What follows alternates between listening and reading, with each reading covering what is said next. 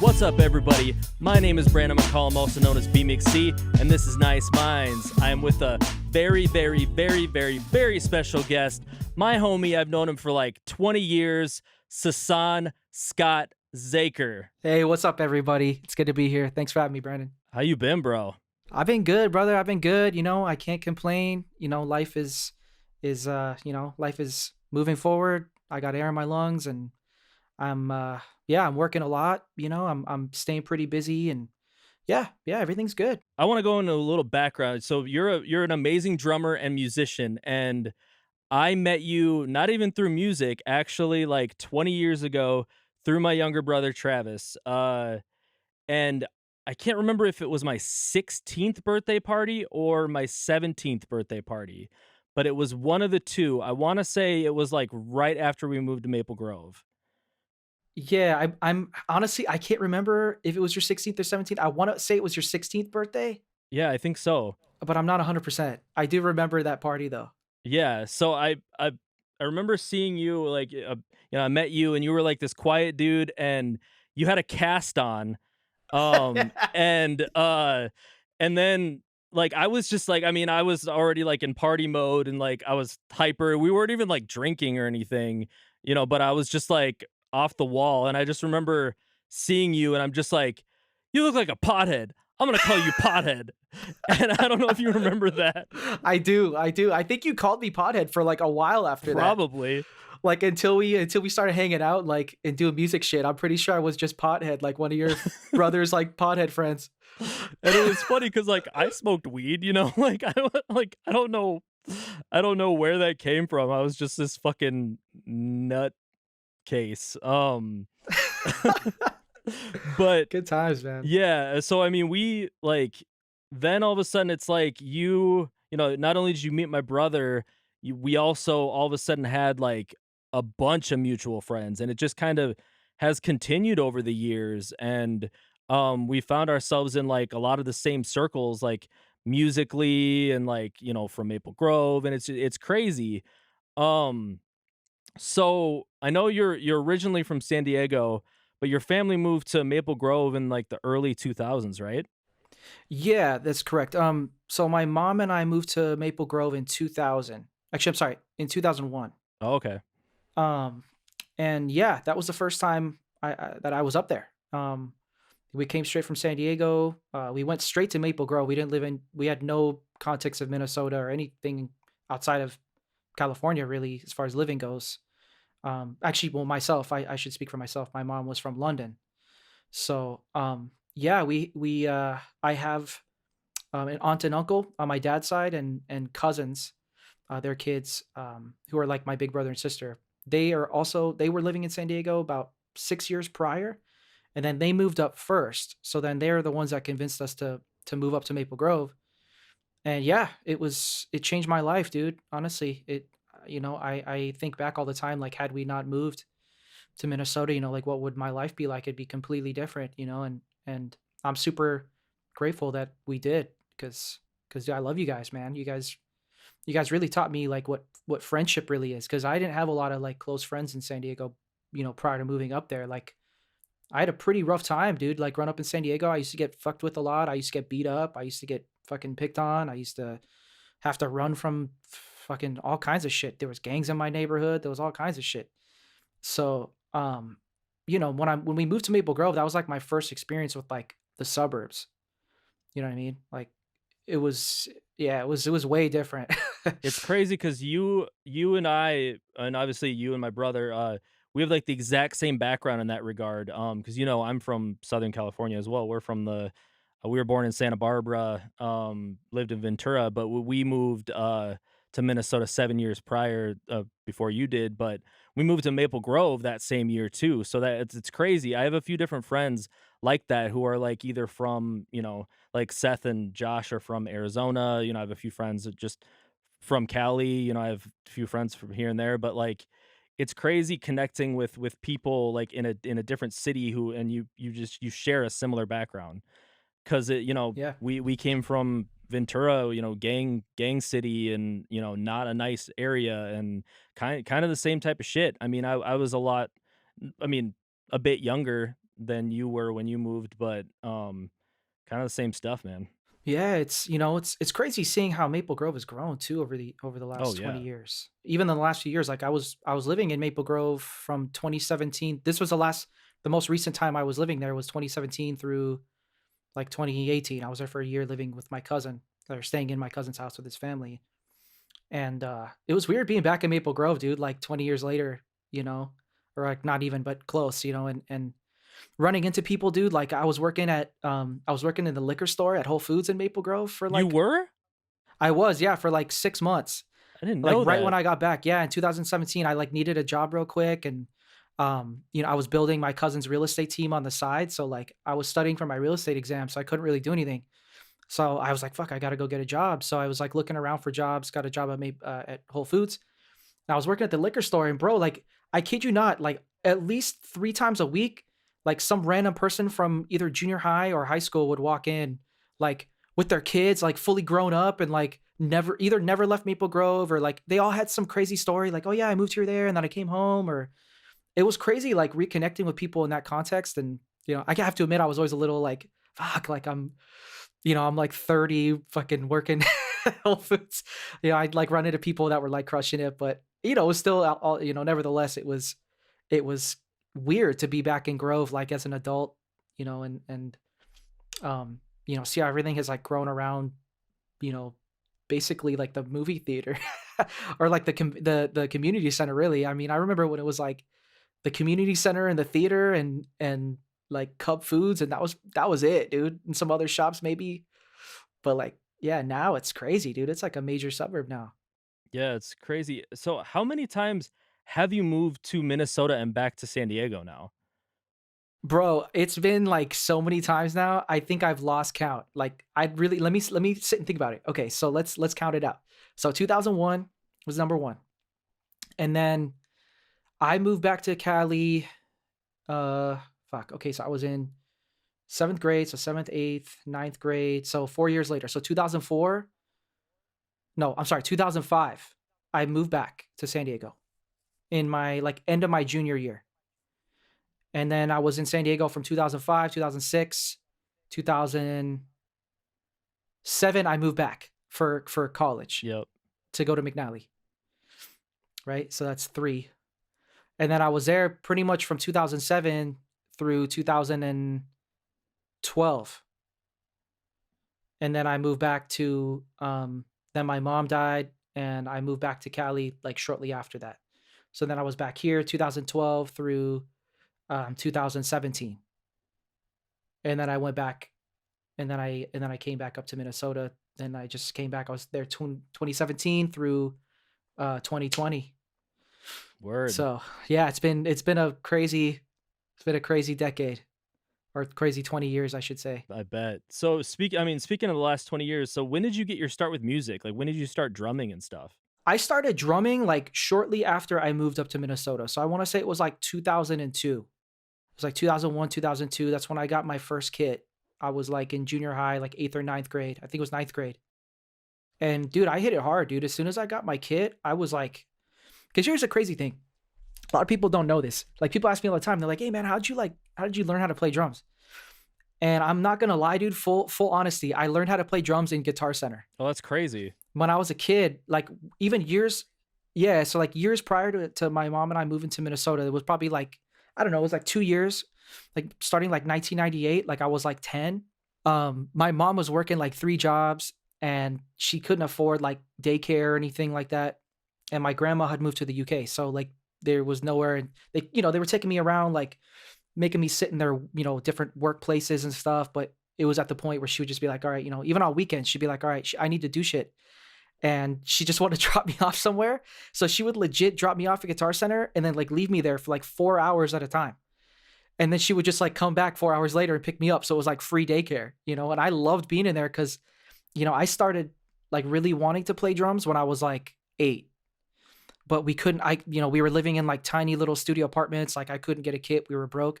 So I used to sit in my room with like headphones on, and I would listen to like all my favorite albums, dude. I would listen to like Nirvana. Like I remember that was an album I really started like Dave Grohl. It was like, holy shit.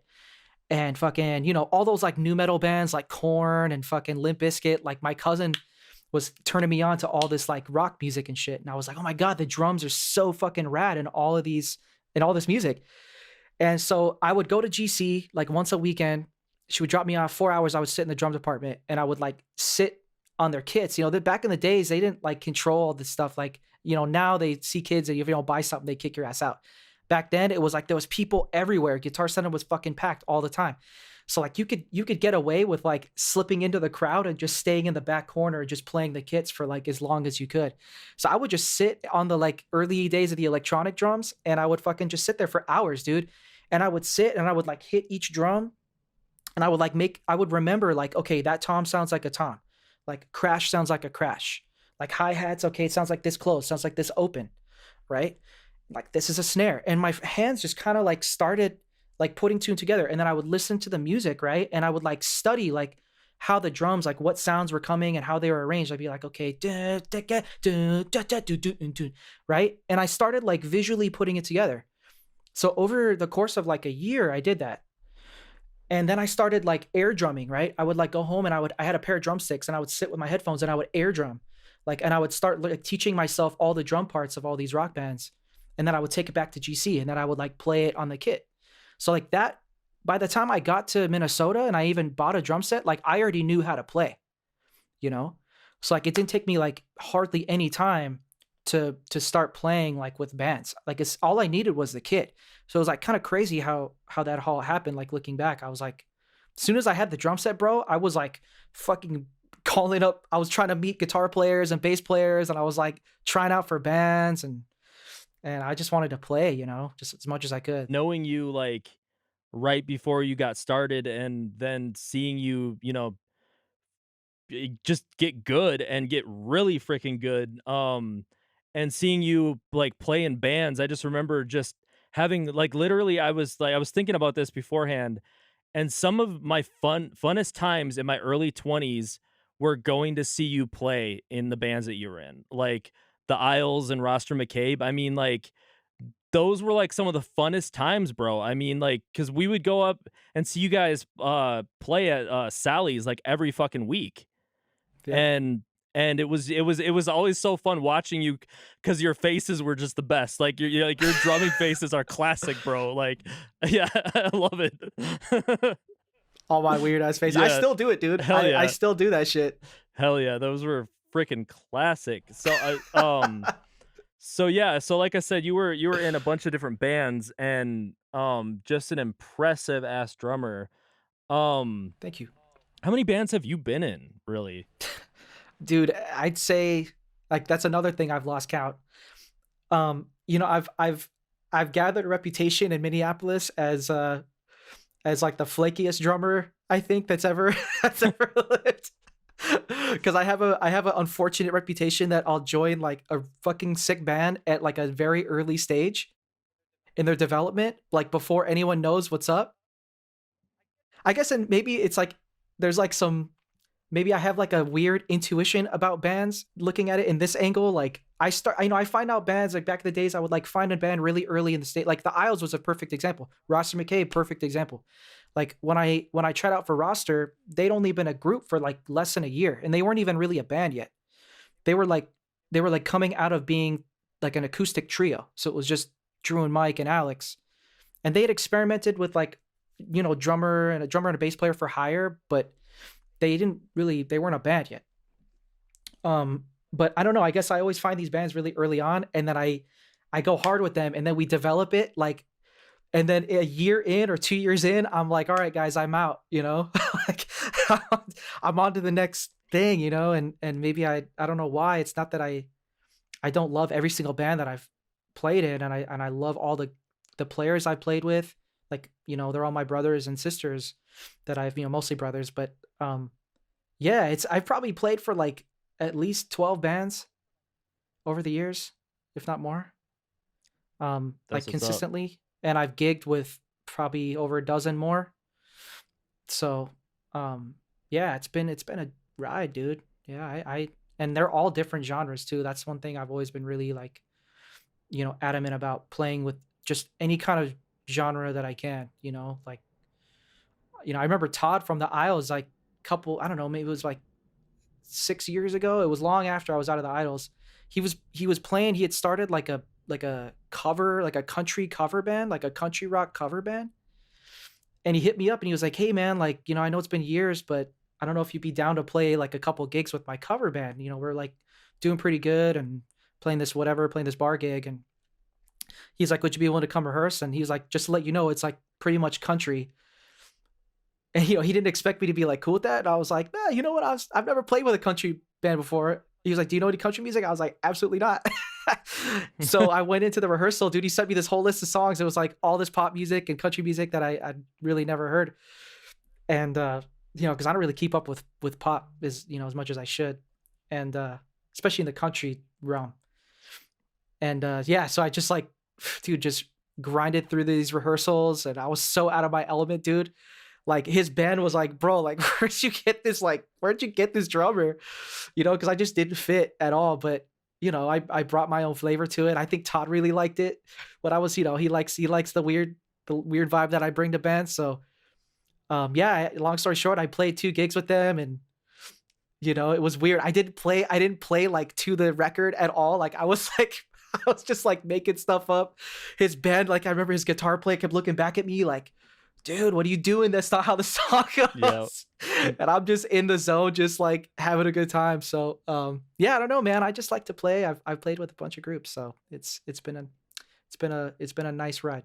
Well, and you talked about how you bounced to from band to band. Is that partially maybe why you started making your own solo music? Yeah, it really is. I think, the whole time, like, from the very beginning, I wanted to write my own music. Even in my time at McNally Smith, 2007 through 2009, I went there to study music production and audio engineering. Well, actually, originally when I took the tour of the school, I actually tried out for the drum department. I didn't know anything about engineering or software or music production. Any of that, all that stuff was completely foreign to me at that point. I'd never stepped foot in a studio. So, at that point, all I could think about was drums. So I went to the school and I tried out for the drum department. And, long story short, I tried out with Gordy Knudsen, who's like a god of drums in the Twin Cities. Famous drummer, and he was the head of the drum department at the time. And I did my tryout with him, and he was not happy about the fact that I could read music, because when you get to a college level, especially in music, like, especially if you're playing an instrument, it's pretty much like standard that you have some music theory knowledge, like, leading up to that, because when you get to a college level, like, you're playing, like, pretty intense, and you're spending a lot of time in the theory world. So for him, he was like, "Yeah, dude, you're like, yeah, you can play the drums okay, but you're not a professional drummer yet."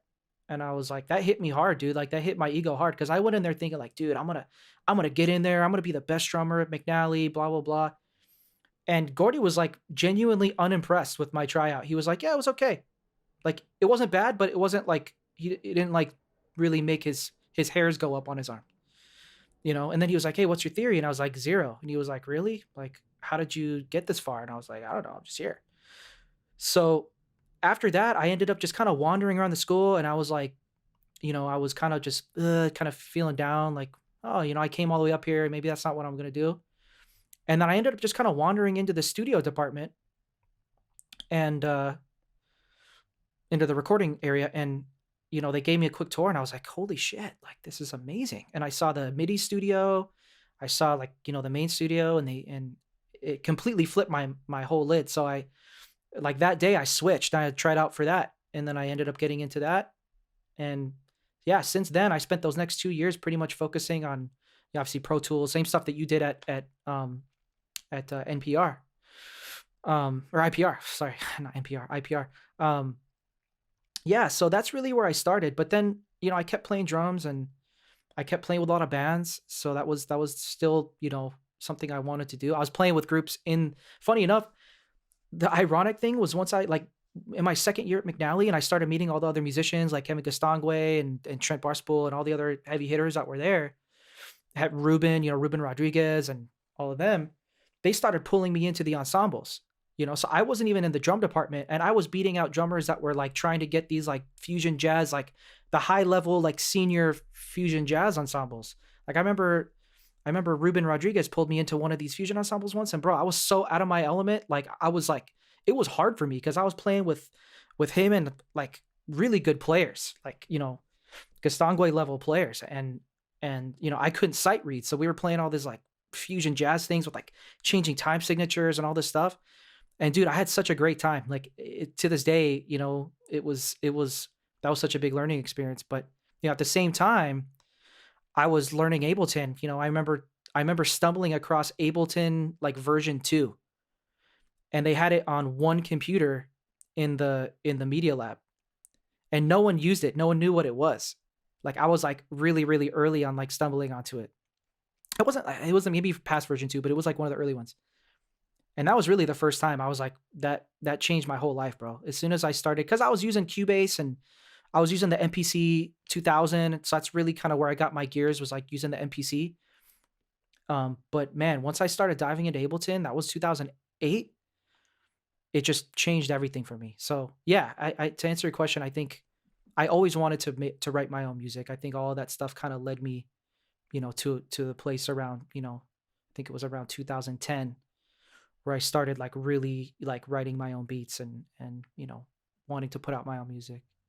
That's dope, yeah, because I remember hearing that you were doing that, and I was like, "Oh, shit, that's fire," and so some of your right away, when I started hearing your earlier beats, I was like, "Damn, Scotty." I mean, not only can you kill it on the drums, you're killing it on this too, and I had already been, I think, 8 years deep at making beats at that point or something like that. I remember coming to your home studio like way back, dude, when and you were the one of the first people that showed me Reason. I had never seen Reason before, and I remember you were like a master of Reason like way back then. Yeah, dude. I mean, the reason I don't really use it as much anymore, I have, like the previous version, not the latest version, but I'm mainly Logic Pro and Pro Tools now.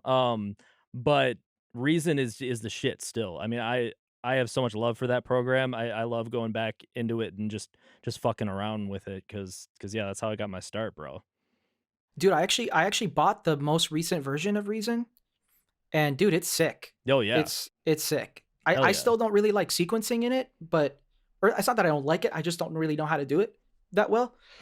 Dude, some of the synths they have in there and the samplers, I'm like, man, Yep. I bought it just so I could use it for sampling. And it's dope because you can use it as a VST Yep. in Ableton or like whatever. I use it in Logic Pro all the time. Sick. That's Sick. super dope. So, bro, forgive me for asking this, but I have never heard you say it. So, how do you pronounce your stage name? Is it Faded Ion? It's Faded Aeon. Faded Aeon. Okay. Yeah. Or Eon, I guess. I guess you could pronounce it. I actually don't know if I know the correct way to pronounce it. Cause Aeon is like with an A or with whatever that AEON, it's like a Greek thing. I think as far as I remember, it means 1 million years in space time. So it's like an aeon is like 1 million, Oh, yeah. 1 million years or a billion years, maybe. I forget. Um, but it also has another meaning. I think it means something else because it has like a mathematical meaning and then it has like a Greek mythology like thing. Trying to remember. I'd have to look it up. I should know it, but it's been so long.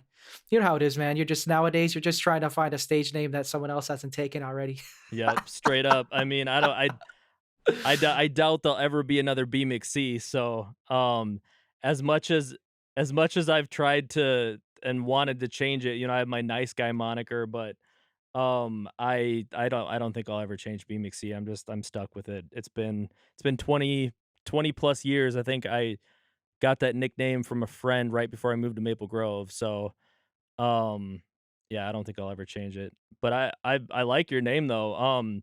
So how many projects have you released now under that moniker? I have 3 full-length, albums, I guess, well, 3 EPs, whatever you wanna call them.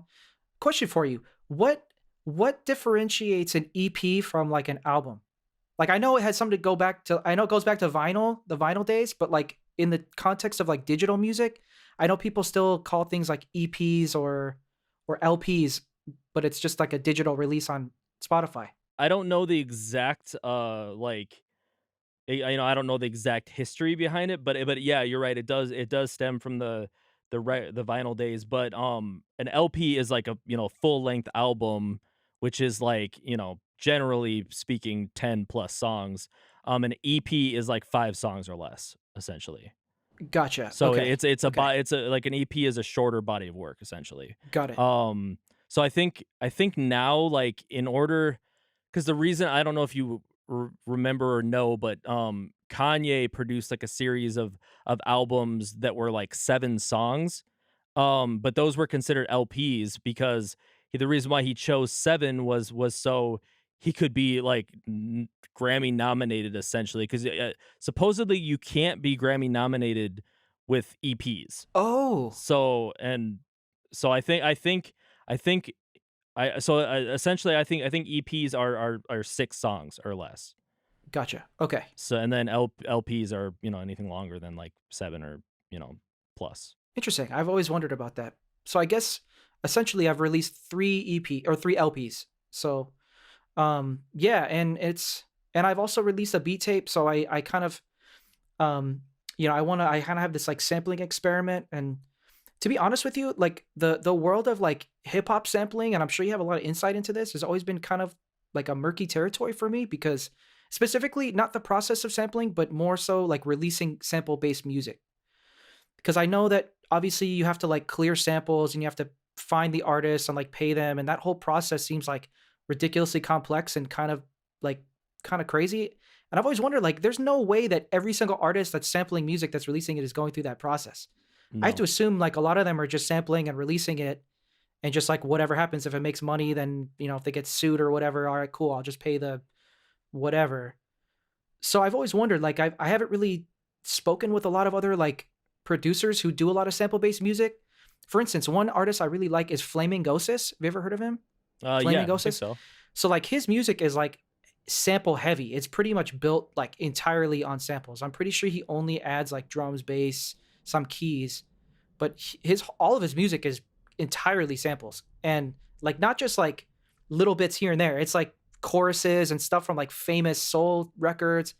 So I just wonder like how artists like him like release all that music and don't get like any backlash or any kind of, so anyways, on that subject, I released a sample based like album, but I only released it on Spotify. Or I'm sorry, not on Spotify, but on SoundCloud. So I didn't put it on any like platforms where I could make money off of it. I just put it as like a free, and on Bandcamp too. So you can download it for free. It's like a free thing. So I'm just like, all right, if I don't make any money from it, then no one can sue me. So yeah, I guess if you want to count that LP4, that's, yeah. So I've released 4 so far, and I've been pretty consistent. I've been doing about one album per year. Um, and I've been producing other stuff too that I've been putting into like sync licensing portfolios and stuff. Usually beats that like don't really fit the narrative of an album that I'm working on. But yeah, yeah, I've actually been thinking about creating another alias, like so I can release like other types of music that doesn't really fit into like the FADEDAEON kind of like that lo-fi chill hop kind of vibe. Because that's one thing I've noticed too. Like when artists try to like do too many genres under one name, it's like becomes ambiguous, and then you can tell like it's hard to focus and get people like a core group of fans or listeners, I should say. So I was speaking with my other musician friend recently. He was like, dude, just create a bunch of different aliases and just release different kinds of music under different aliases, like, and then I started looking into all the like, EDM artists, electronic artists in Europe that do that, like fucking Amon Tobin has released like music under like 4 or 5 different aliases that like rarely people actually know. Going back to the sampling thing, I do have a little insight about it, but I mean, I've been sampling now for probably like 16, 17 years. I mean, that's kind of really how I got my start, was chopping samples. And I'm still, I went to IPR, learned about, all the intellectual property stuff, but it's still kind of confusing. So I mean, with sampling, it's like you I mean, no matter what, you should get permission, but if you're not moving like 10,000 or more units, nobody's going to care. Nobody's going to stop you. Um but now, I mean, like SoundCloud even has it. but Spotify and, like, all those, digital distributions, if you don't change the pitch just right and you don't flip it the right way, they'll flag it and it'll get taken off. But I know that, like, even before the streaming stuff, I mean, like, all of Atmosphere stuff in, like, the like, late '90s, early 2000s, I wanna say up until, because they started making all original music, like, in 2006. But, like, the previous, I don't know, 15 years that they were making music, they never cleared any samples.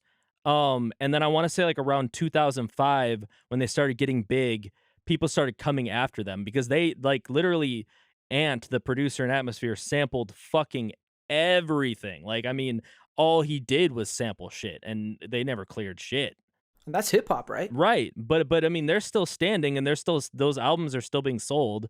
So, I mean, I don't know what their, fee ended up being or, like, what happened, but it didn't hurt them, really. I mean, as far as, like, I could tell, so they just started making sample-less music after that, and, um, so, yeah, sampling is still like a gray area, and I feel like a lot of people are scared to touch it, but, um, I I'll flip samples as long as nobody knows and, like, it's all good. Like, I mean, it just it depends on where you're posting it. It depends on how you're doing it. And it depends on, like, how many hits you get, So I mean, Mhm. if you may get a huge hit off a sample, then they're gonna, wanna cut. But it's gonna be like a probably a either a cease and desist type situation, or they're gonna just start taking 50%, once they catch it. I mean, honestly, dude, and I love the process. Like sampling itself, it's a beautiful art form. Like, Oh, yeah. it's a whole other art form. Like, honestly, Yep. in the production world, like, I consistently dig into producers and artists who are like really unique samplers. Like who's a really good example of that? Like RJD2. Yep. Like that dude is like it's insane. Like his He's a process and how beast. he yeah, and how he matches sample pitches and he can hear like similar keys and similar chord progressions and like fuse these two songs together with vinyl samples. Like, dude, like if that's not an art form in itself, like I don't know what is, you know? So yeah, I really want to do more music like that. Um and yeah, it's a fun process. I've always been a little intimidated by like the post, like just releasing it, like, oh shit, if I get in trouble. So yeah, now hearing you talk about it, I think I'm gonna like intentionally like just do some more sampling, man. Yeah, I mean, but like I said, you gotta be careful with, like, where you release it and, always alter the pitch, always, like, alter the pitch Yeah. and, manipulate it in ways to where their, like, algorithms can't really track it. Just so it doesn't get taken off of any sort of platforms. That's what I would Cool. suggest because I've definitely had friends who have sampled stuff and it's just gotten taken down right away. And I've had actually my, Crazy. my mixtape that I released, like 6 years ago, that got taken down. Oh shit. But then I re-uploaded it, and now it's still sitting up there. So I don't know. It's weird. I think sometimes people are bitches too, and they fucking report it. Yeah. Um, Yeah. and so, they'll be like, "Oh, this has a sample or whatever," because I think that's what happened to me. So I think they fucking, reported it. But yeah, I feel like sampling still gets a bad rap, but that's how hip hop was built. Yeah. Like, it was built off of sampling, and that's how, I still am huge with sampling. I mean, I know minimal music theory, but I mean, I've done it for so long now where, like, I know how to, like, blend 2 songs together. I know how to make samples fit. I know what works, but that is my process, is taking loops and samples and chopping it up, flipping it, and, you know, uh, changing the semitones, all that shit, like adding effects, whatever, that's my process. Mhm. I'm not a classically trained musician by any means. Still don't know how to fucking play the piano, or really, like, Same. any instrument really. So yeah, man, I hate that sampling still gets such a bad rap. I think the more we educate ourselves and just appreciate the process, man. I mean, especially as a producer, I don't know if you feel this too, is like the deeper you go down the rabbit hole of like, you know, just anything, man. Learning, like, getting more proficient with a DAW, or getting really into, like, EQ techniques, or pretty much any kind of, like, technique that any of the hundreds of rabbit holes you could get into in music production, like synth program, like Yep. modular synthesis, or, like proper compression techniques. What's the, difference between analog and digital algorithms?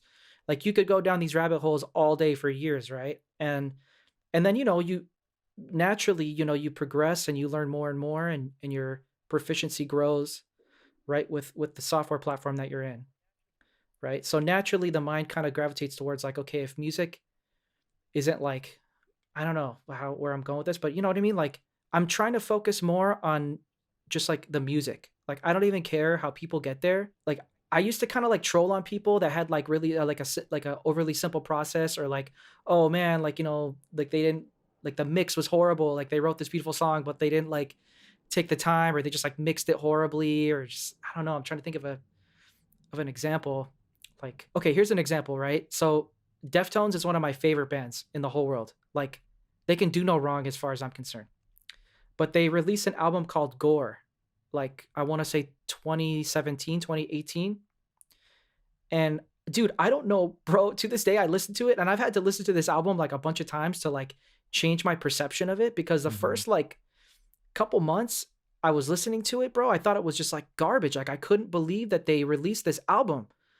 And not because the songs were bad, but because, like, whoever recorded it and mixed it, dude, it sounded like a first year IPR student, like, recorded it at a music school, and then, like, tried to mix it and then released it.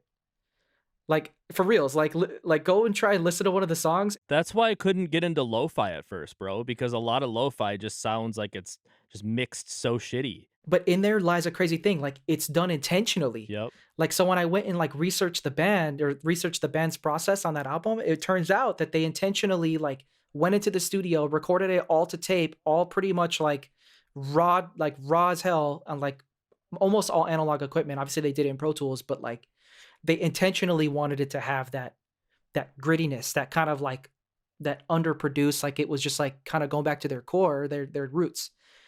And same with lo-fi, dude. Like, I since then I've dove into that lo-fi process, and the funniest, most ironic thing is now I'm using like plugins that are intentionally degrading the sound, like adding, like, basically running it through like cassette tape emulation plugins, and like cassette or analog tape emulations, adding flux, deep, messing with the pitch, adding like white noise, like to simulate cassette tape. Like, the fact that people are making plugins, like very sophisticated plugins, in order to bring us back into a lo-fi space, I think is just like the funniest, most ironic thing. But yeah, that's, I'm kind of just trying to just enjoy like music, more. Same. Like, you know what I mean? Like, after a decade of production, it's really easy to become like cynical and kind of judgmental, and I see a lot of other engineers and producers that kind of just turn into these really judgy, like, cats, and I'm like, "Yo, man, like, we can't forget that, like, music is just a beautiful thing, and it doesn't matter how you get there. Yep. As long as the song hits, and it hits you, and it means something, it might not be the coolest or whatever, the most complex progression." Like, for me personally, I'm trying to, like, break out of, like, I've gone a couple years, like, trying to learn so much about jazz theory, and, like, learn how to, put together, like, the most complex chord progression so I can make music that, like, Gastangwe would write, you know what I mean? And then I hang out with him, and he's like, "Bro, just, like, write something simple." He was like, "Dude, my favorite songs are, like, 2 chords."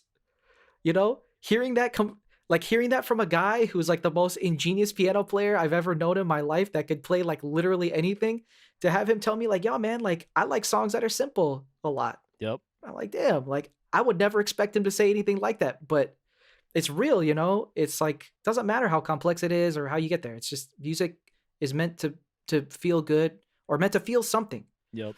Whether it's good or bad, or any kind of emotion on that spectrum, it's meant to just feel. Yep. And that's what I've realized too. I mean, especially with hip hop in general. And I talked about this briefly in the last episode that I did, but because the last dude that I talked to, he talked about like how I felt about rappers that don't write their own lyrics. And we kind of got into, like I thought about like why I really like music, and I went through my phase of like only underground hip hop, no mainstream shit, this and that. But now I'm like, if it slaps, it slaps. Like if like I'm all about vibes now. Like if it has, some sort of vibe or some sort of sonic quality or just something about it that I like, I'll listen to it. So like I'm into so much different stuff now that I probably wouldn't have fucked with like 15 years ago, because I'm way more open to different processes and techniques and just sounds in general. And up until like, I mean, I remember I was at IPR and I was talking to somebody. I don't remember, so lo-fi got brought up somehow, and I'm like, man, I can't get into lo-fi. It's like they're shitty mixing on purpose. Like it's like they're just because I hung out with Mingy, bro. Like Mingy makes the most like high quality, like beautiful mixes that you'll like ever hear in like the rock and hip hop space, Yeah. and like I just came from that school of thinking. So I was like, oh, I can't get into these shitty fucking mixes. And but then I had to just really just like dive down, and people were like comparing my beats to lo-fi back then too, and I'm like, I don't, you're saying I mix shitty, bro? Like come on. Like I would get all like pissed off about it, but now I'm just like, nah, like that, it's a style, it's a flavor, it's a vibe, it's all about just like, you know finding a process that works for you and making the music that you want to make. Honestly, dude, even for me, and I exist like in the lo-fi space. I mean, and it wasn't ever my intention either. It was just kind of like something I fell into, and I started listening to more music like that. And obviously, when you listen to a certain genre and it hits, you kind of start gravitating towards it. And but even still, like I don't when I listen to some lo-fi and I'm like, bro, like this, especially when they run the whole mix, like drums, everything through. You could tell they run it through like one cassette tape. So it literally, which is honestly probably the most genuine reproduction of what tape sounds like. Obviously, like when you're on a cassette, you're running, it's like a stereo mix. For me, I kind of have I have a different process with it. Like, and I kind of joke with some of my friends, like they call my music mid-fi, which I think is like a funny thing because like doesn't exist. But like I have hi-fi elements and I have lo-fi elements in a mix, right?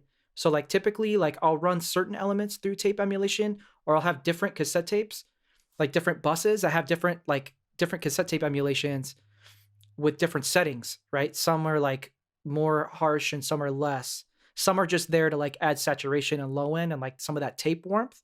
Because that's one thing I really like about tape emulation is it's really awesome for like drums, bass, like anything in that bass, like that sub to like low mid range.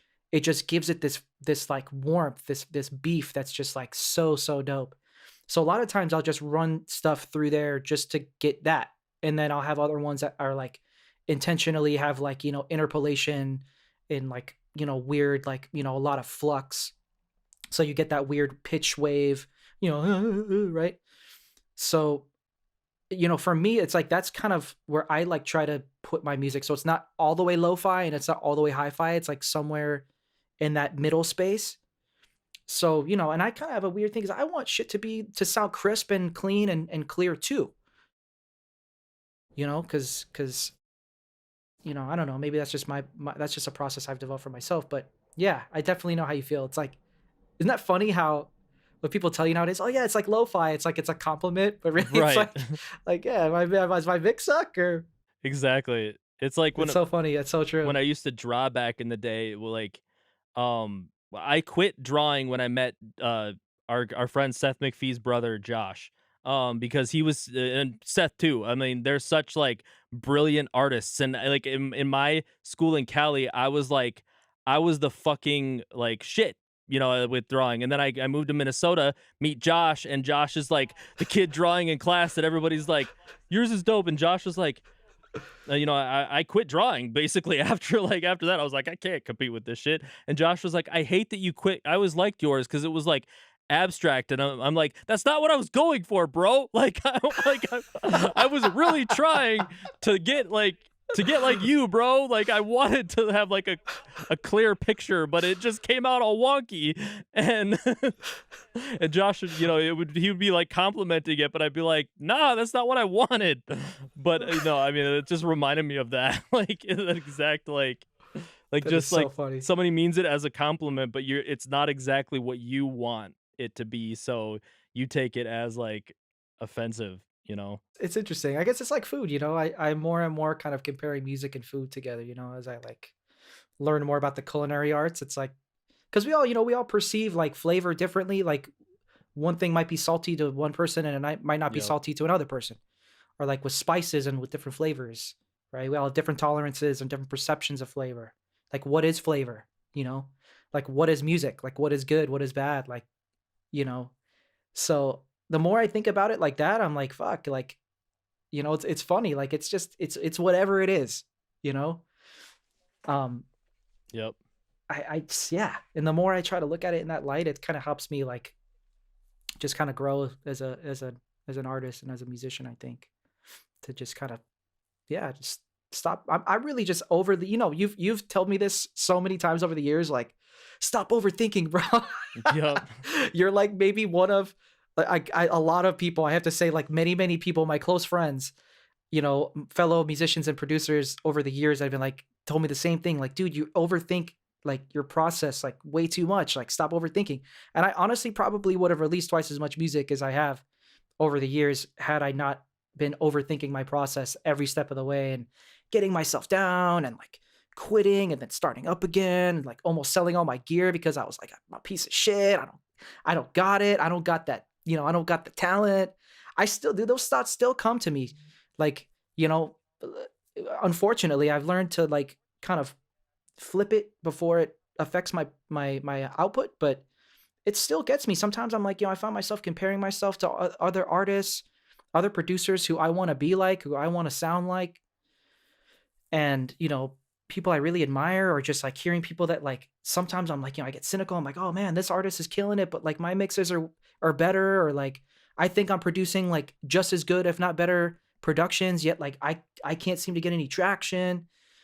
And I'm always looking at the Spotify numbers. I'm just like, fuck, like what am I doing wrong? But at the end of the day, it's not because any of that. It's just it's just music, dude. Like, Yep. you know, if I'm not getting something out of it, it's because I'm not putting enough into it, Yep. or because I'm talking myself out of putting myself somewhere where it gets uncomfortable, Yep. right? So like dude, like it's crazy. Like over 10 years as a musician and a producer, and I'm just learning the shit like now, So, I'm like yelling that stuff off the rooftops to every other artist, like every time a young producer comes to me now and they ask me for advice, I'm just like, dude, don't overthink your process. Just have fun. Yep. Just have fun. That's crazy that I told you not to overthink things because I'm the captain of overthinking. Like, and I think that I often find myself like you, like telling younger, producers not to make the same mistakes that I make. So that's probably why I told you that. Because I mean, I've come out with a total of like 3 full projects, but I've been making music now for 20 years, bro. Like, I should have like 10 by now, bro.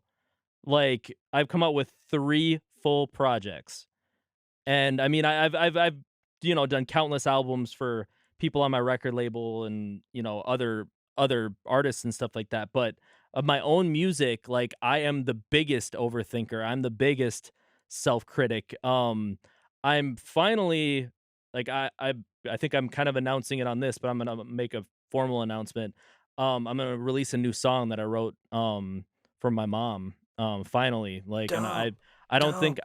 I haven't released, like, anything on, like an official streaming platform in years, so I'm finally gonna do, like, an official release of a song, cause like, it's coming together and I'm, like, having all these, like, breakthroughs with my production and my own, like I'm trying out new vocal, like, Mhm. techniques and different tuning effects and vocoders and all this shit.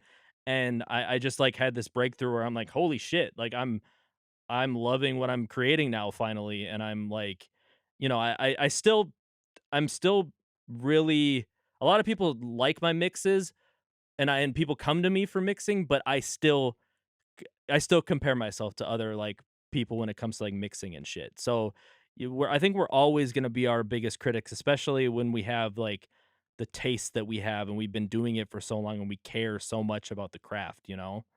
Mhm, So, mhm. I think that's what it is. It's just caring. We care too much.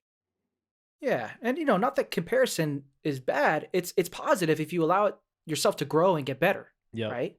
Like, obviously, we're always gonna, like when we're learning, we're always learning from other people who are better than us, whether, I guess not better, but just more experienced, right? yep, Because better or worse is a relative terms, but, we're always learning from a wiser, more experienced individual in the space that we're in, that we're learning in, right? It's a positive thing. But when we allow it to hinder our process and to make us turn inward and be like, oh man, like we're never gonna be good enough or whatever, that thought process goes down, that's where it starts to turn. So yeah, I think, you know, comparison is good, but like you just gotta allow yourself to grow and just keep doing it. there's a saying, and I can't remember what the saying is, but it's like comparison is a thief of joy or something like that, and it's really true. I don't know if that's the exact expression, but um, I mean, yeah, at the end of the day, we need to just fall in love with the process, and just to have fun with it and enjoy what we're creating. And yeah, I mean, I think I've finally allowed myself to do that, and um I mean, especially since, like, the song that I wrote recently has to do with something that's very close to my heart, I found myself making the beat for it, right after my mom passed, or, like, starting it and, like, crying as I was making the beat, and then, it was stuck in my head for days, and I was like, "Man, I love this beat," and then I finally sat down to start writing lyrics, like, this was over, like, months of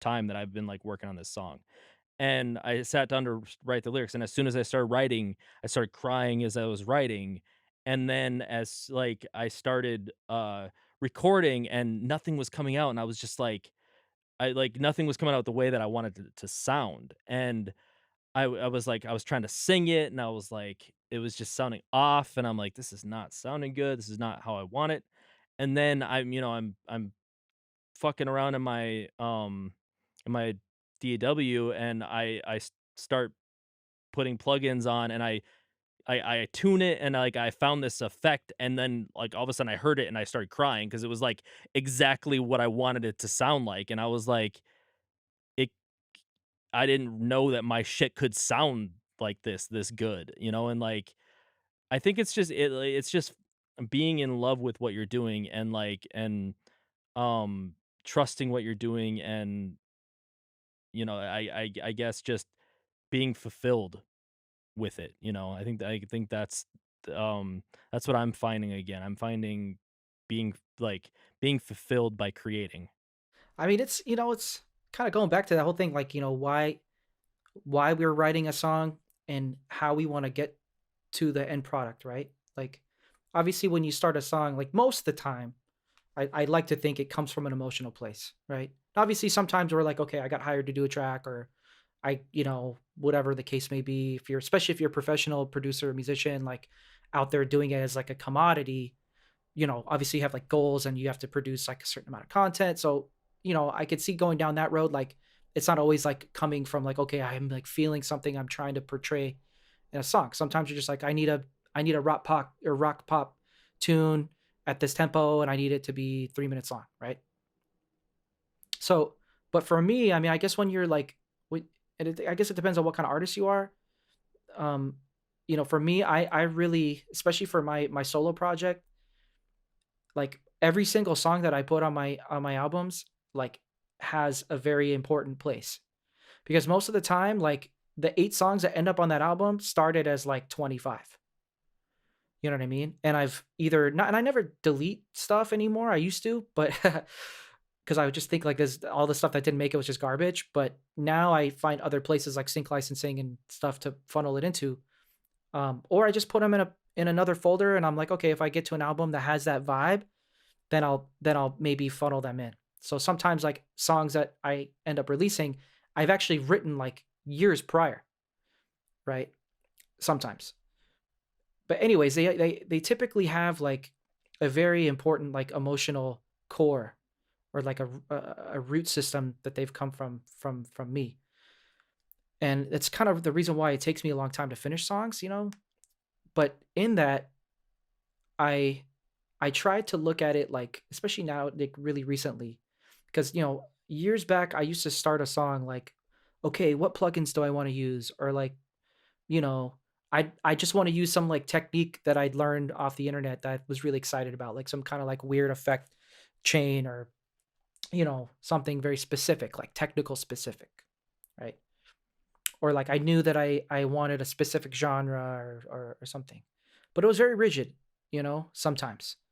Every once in a while I would just like stumble across a sample or like you said, you would just hear a melody or you would just feel something, you would just open up a session and like boom, you open up just throw a random synth in there or like whatever and like all of a sudden you're flowing, like you're letting your intuition lead you and you're not thinking about like, oh, I need to do this, I need to do that. You're just kind of like, sometimes you just float into a sound. Like you've probably done the same thing. Like you just float into a loop Yep. and you're just like, fuck, like next thing you know, 2 hours goes by and you've literally been listening to the same loop, but it's Yep. so good. It's like, it's like hitting that core. It's plucking that heartstring so well. You're like, man, like you don't even want to like change it. Sometimes you're just like, man, I need to turn this into a song, but you're like, I could just listen to this and have this be like my audio mantra if I really wanted it to be. So I really enjoy that process. Like, and it's something you can't force, but every once in a while you get lucky, I guess, and you just you just let your intuition flow, and it leads you down a path where you end up writing a song that really hits deep with you. And those songs, from my experience, end up being the ones that hit the deepest with other people. You Yep. know, like the songs that I've released that really hit that even still I listen to them and I cry like shit about my mom. Like, dude, my whole album, These Fleeting Moments, was pretty much written like from in 2017. I was like, I don't know, it was weird because it was, like, years after my mom died, but I'd never really gone through, like, a grieving process, you know? Like we had a funeral and I was just fucking, like, I don't even remember it. I was, like, fucking blacked out, like, sober blacked out, like, I can't even remember it. And for years after that, like, I really, like, locked up, like I mean, not to get too personal, but, I was with a girl at the time, we were, like, in love and I wanted to marry her, dude. Like I had like a fucking I had a wedding ring that I was ready to get to her, and I remember like my mom was like, maybe a few months before she passed, like I told my mom, I was like, "Mom, I think I'm gonna ask this girl to marry me." And she was so excited, And then once my mom died, like everything fell apart and like I just didn't know how to deal with it emotionally, so I locked up and I ended up losing my relationship and came back to Cali and I spent a couple years just kind of, just floating by, just depressed, And it wasn't until I moved back to Minnesota, I moved in with my cousin. I was in a dark place, man. Like when I went back to Minnesota that round, I was like dealing with a lot and I felt really isolated, really lonely.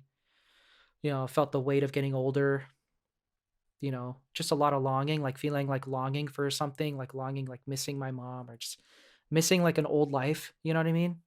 Like thinking a lot about my childhood. Like I spent a lot of like 2017 just like dwelling on my childhood a lot. And what kind of triggered me to start writing These Fleeting Moments was um from 2012 to that year, like my stepdad basically kept all of my mom's belongings. Like I got nothing. Pictures, like no like, I'm not talking about money, but just like her belongings, like her stuff that she owned, like that most people take with them and it helps you remember, right? Like little tokens or totems. Like I got none of those. When my mom died, it was just like I had nothing but like a single little picture of her in my wallet and my memories. Damn. So it was like hard and it went like that for years. I didn't have anything. Like I used to just go in San Diego, I used to go to like old parks. Like I used to go to places that we used to go to a lot and I would sit there and just fucking cry because I just needed to remember. I just wanted to keep her memory alive as long as I could. Like I felt like if I forget, then I'm gonna have nothing. She's gonna die forever, right? So that terrified me. I was like, "Fuck," like, if I don't have kids and I don't have stuff of hers and pictures of to show them, like, how am I gonna tell my kids about my mom and how much she means to me, right? It broke my heart. I was, like, really, really struggling with it. And I lost track of my stepdad. Like, we had pretty much, like, distance from each other, like, after she died. It was so emotional for him and for me. We both didn't know how to deal with it, so we both just basically cut ties, and we didn't talk for years. I had no idea where he was. I didn't have his number or anything. So, like, years later, my grandma was like, "Hey, have you talked to Tom, my stepdad?" And I was like, "No, I don't know where he's." And she's like, "Oh, here's his number. I guess he moved to some other state and he started over." So, I got his number from my grandma and I called him, and I hadn't talked to him in years. It was a really, really hard phone call. It was weird. He was, like, shocked to hear from me. He was like, "Hey, like, how are you?" So I was like, "Hey, man," and I was like, "I'm not trying to get anything from you." I was like, "I don't want anything from you. I was just wondering, like, if you have anything of my mom's that I could have." And he was like, "Dude, like, that's so crazy because I have this, like, 100-pound box of all of her pictures, like her, Polaroids and all the pictures. Because my mom used to take pictures everywhere. She always had one of those disposable cameras in her purse, like, everywhere we went. Everywhere she went, she was, like, taking little Yep, my pictures. mom always took tons of pictures too. She always loved it. She collected them, made photo books, right? So Yep, she over her life, she had made, like, dude, like 25, a full, dude, like full yep, of those huge fucking books, right? Of pictures. Dude, going all the way back to like her childhood, like her marriage, when she was in college, like everything. She'd saved everything. So my stepdad mailed me this 100-pound box of pictures. Like, dude, pictures I'd never seen before that's amazing. of my whole life. Like, it was crazy. So I broke down, dude. Like I remember getting in, I opened the box and I spread them all out across my bedroom floor, and I spent like a week, dude, just like going through all these pictures, like one by one, sitting with them, like all these memories coming back to me, and just like crying and just like remembering my mom. I was like, oh my God, like it was like she was alive again. So that really was like, fuck, I need to like I need to process this shit. Like I need to do something. So I just started writing beats. Like I kid you not. And I've tried to duplicate that feeling and that process again, and I can't. It's just like I was in that space and I had my studio set up in my room. So I just like started just writing those songs and it was like flowing out of me. It was like, dude, that was the quickest album I wrote. I think that album, actually, no, I mean, it took me like, I guess no, it took me like a few months, but it was just like, it felt like it was just like boom, boom, boom, boom, boom. And those songs, dude, like even now going back and listening to them, like they mean a lot to me, dude. Memories of Mom was one, and May always reminds me, like every time May comes around, like I always think about her, and I wrote a song about that feeling. So yeah, Yep. like to make a really long story short, like it's I think they have to come from a place. And now those songs, dude, are like the most popular songs that I have. Like Yeah, I bet. people from across the world, dude, like people I've never met. Like, they'll usually find it through some, like, sync licensing portfolio, and they'll be like, "Yeah, dude," and they'll put it in our YouTube video or whatever, and then they'll message me, and they'll be like, "Yeah, man, I found your music on whatever," and they'll send me this whole story, like, how it made them feel and it helped them it reminded them of something from their childhood or, like, dude, those are the kind of messages that I get that, like, really keep me doing this shit, you know? That's And it's amazing. not, like, all the time, maybe a couple times a year I'll get message from someone like from Japan or from Brazil. Like someone from Brazil recently sent me this message, like, dude, I just, I could tell he like translated Portuguese to English because it was like broken English, but like just beautiful, man. Just beautiful messages, like heartfelt, and it just kind of it reminds you like the connection that we have as human beings. And this whole Yep. like I don't know what music is, dude. Honestly, I try to sit down, I'm like, what is music? Like, It's what is crazy, this like man. thing that we hear and it makes us feel things and like you know what I mean? It's like a timestamp for memories. Have Yep. you noticed that? No, yeah, exactly. It's nuts, man. I mean, and especially like hearing you talk about that. I mean, because I can relate fully, having just lost my mom. Um, but you had mentioned like starting a song from just like a loop or like a sample. And that's what I Mhm. do like in my spare time. Like when I'm having anxiety or depression or whatever, like I'll sit and I'll like listen to new loops and I'll like sort through sample packs and I'll download free sample packs or like I'll buy packs off Splice or like whatever. Like I'll just go through sounds and like, just try to get inspiration or just to organize my sounds. and I downloaded this pack like a week or 2 after my mom passed, and I hadn't created anything yet, like, I hadn't even worked on a beat, and I think it was probably, like, 2 weeks because I think some time a little bit of time had gone by, and I heard this one loop, and I was like, it it I knew exactly what, because it felt like what I felt.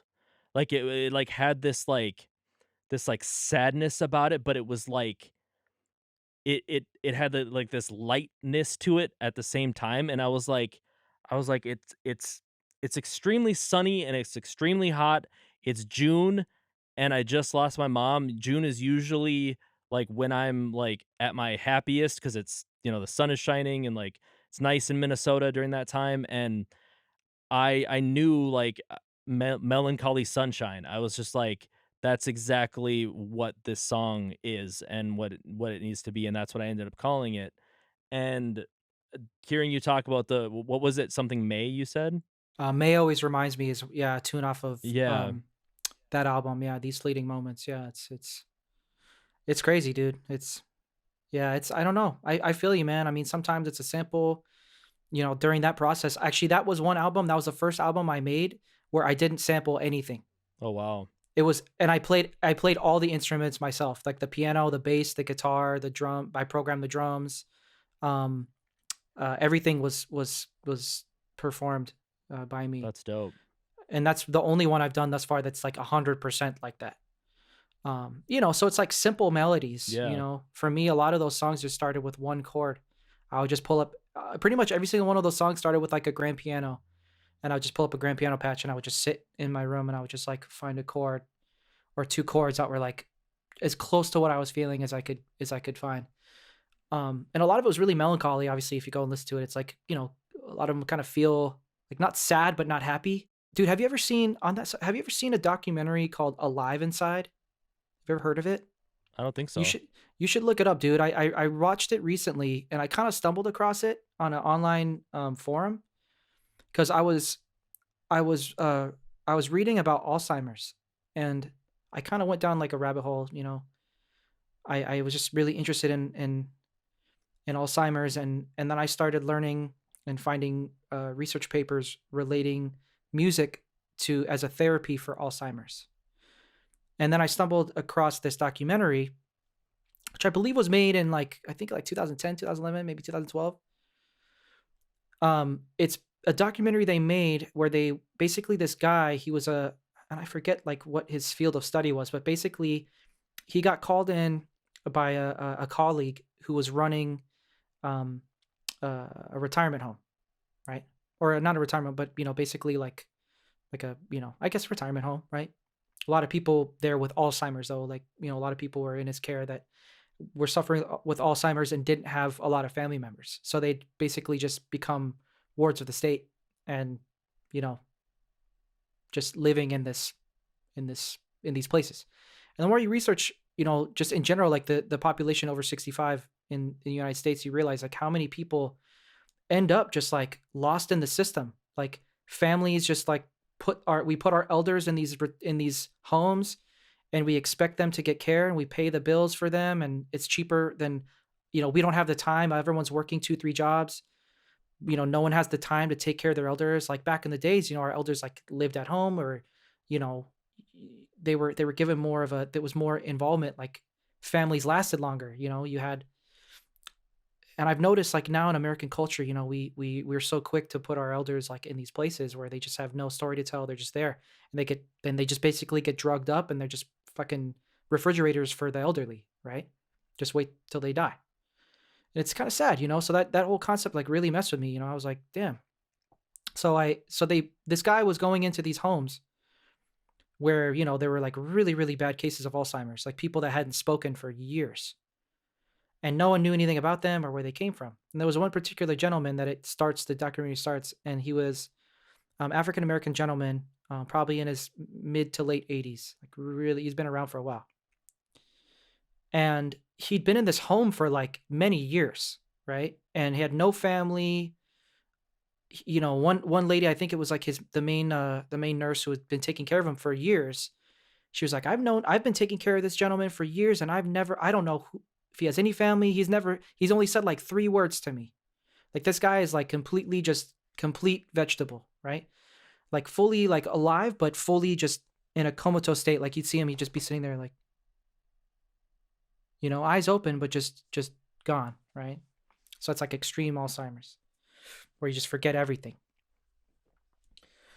So anyway, so not to give away the whole documentary, but this guy went in there and he started experimenting by bringing music in for people, and he would like, try to learn about like what era, like, okay, depending on their age, like if they were like in their teenager years or 20s, around this decade, around this year, like what was popular music around that era. And then he would download the music and he would like bring like custom playlists for these individuals depending on their age. And if he could talk to them, then he would find out like, what do you like, right? So for this gentleman, he couldn't communicate with him. So he just kind of shot in the dark. He found a bunch of like old ragtime jazz recordings, and he puts it on an iPod. He brings it into this place. And this footage was like, even though the documentary was made like 2011, this footage was from like early mid 2000s, like 2005, 2006. So by the time they made this documentary, this guy had been doing this research for years, right? So they went back all the way to the beginning.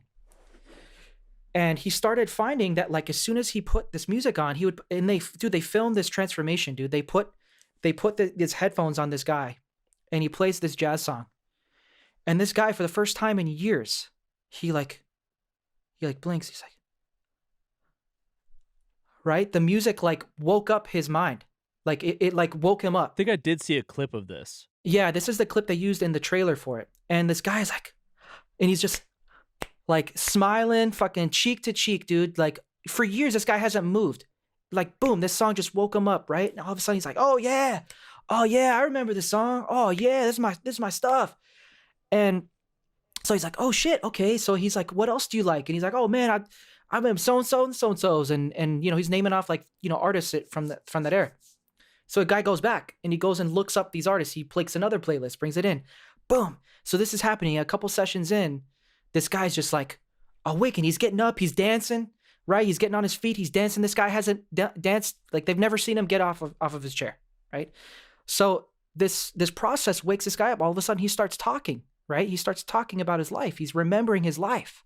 He had like memories that they probably thought were gone forever were deep in his subconscious. But the music was the key to unlocking his subconscious and accessing those memories. Especially with Alzheimer's, you lose those connections in the brain over time. So those pathways to access those memories basically get severed. As so we thought. Prior to this research, we thought that those connections were gone forever. There's no way to rebuild them. Turns out, when we hear music, especially with Alzheimer's, depending on it, like music becomes, as we move throughout our lifetimes, the music and the songs that we hear and that have emotional responses with us actually become like memory placeholders, right? So like, you ever hear a song from like your childhood that like fuck, you just can't help but just cry because you like, oh, absolutely. It brings you right back. Like you can smell everything that you could smell back then. Yep. You could see like details on the wall.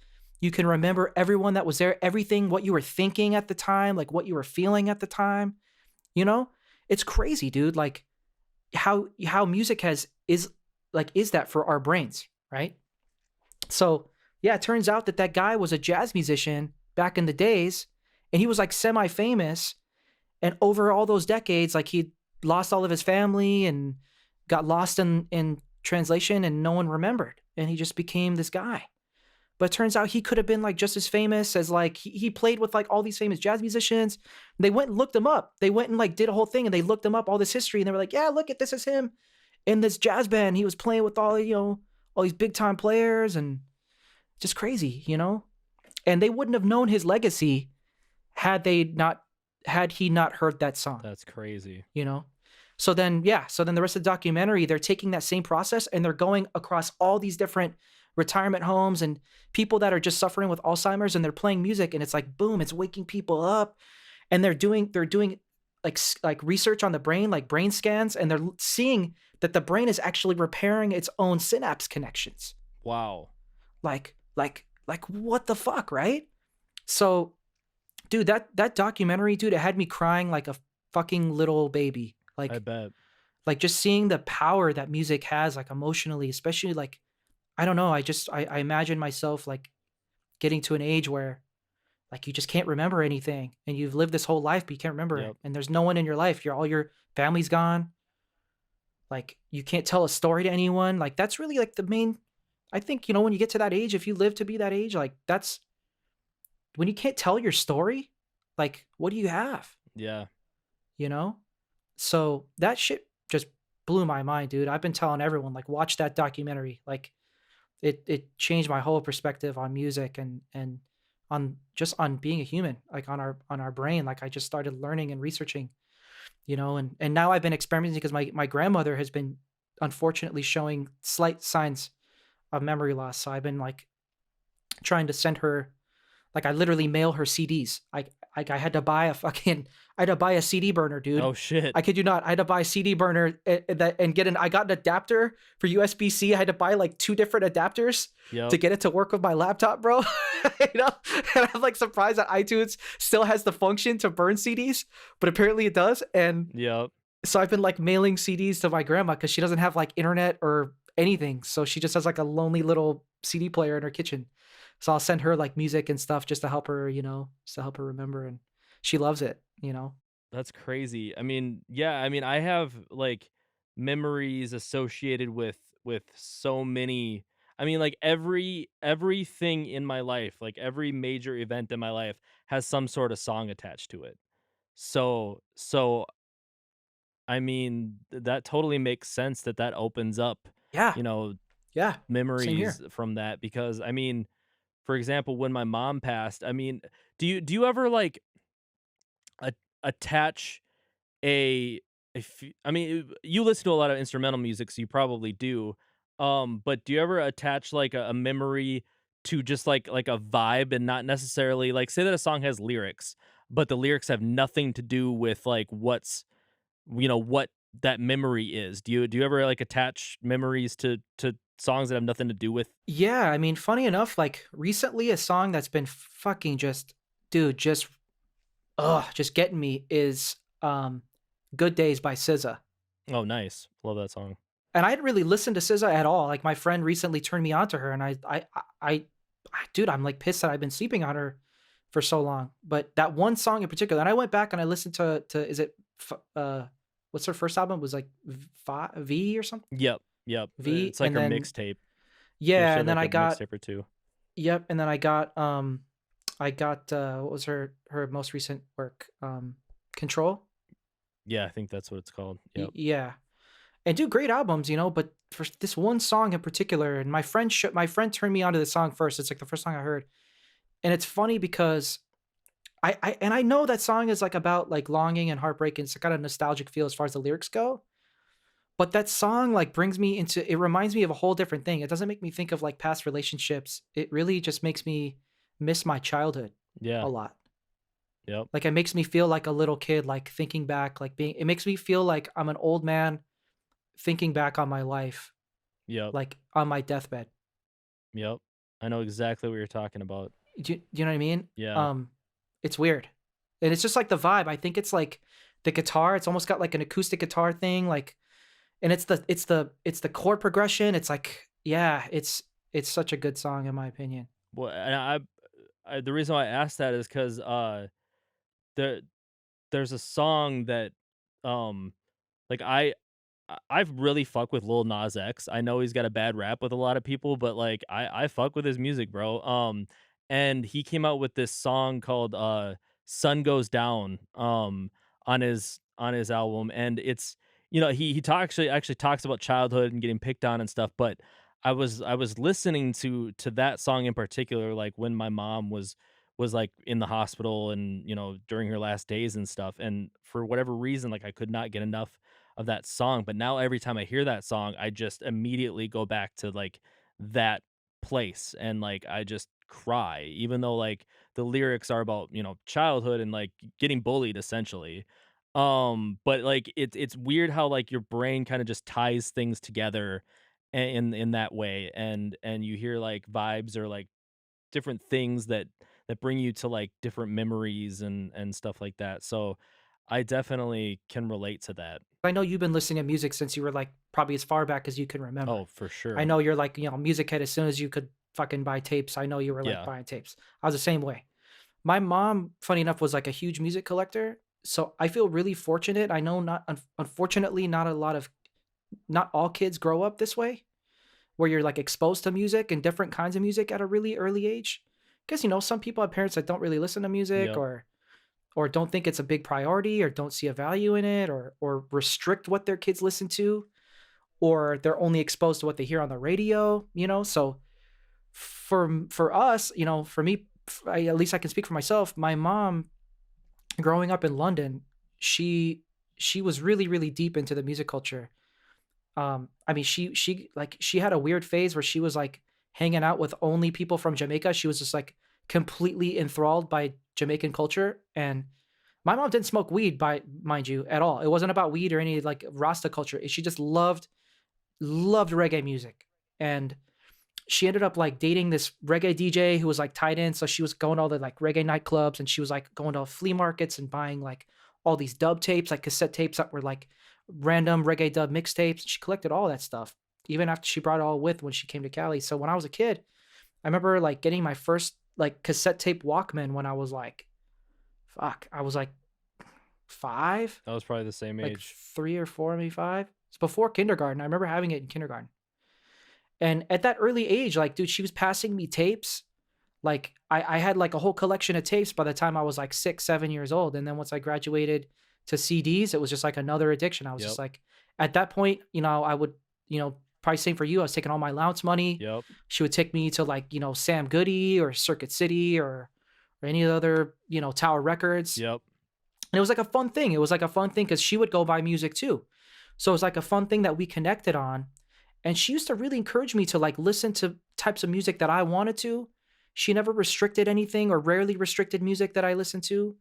And fuck, like I was listening to music that like, dude, think about like thinking like if I had a kid, like a fucking impressionable 8-year-old kid, and he was listening to fucking Limp Bizkit Yeah. and like all the fucking bullshit that I was listening to that I thought was cool back then. Yeah. But my mom was so open-minded and she would listen to this shit with me. I Yep. remember making her listen to Deftones with me, like fucking full blast in the living room. I would put Deftones on, like White Pony. And she loved the Deftones, dude. Like I turned her on to the Deftones and she fucking loved that band, you know? And I got her into like all kinds of weird shit. And then she would turn me on to like, she got me into 80s new wave because she was, being from the UK, she was really big into like Depeche Mode and the Smiths Dope. and Tears for Fears and all those amazing groups from the 80s. So I got exposed to that stuff really early on, and I got exposed to reggae dub music really early on.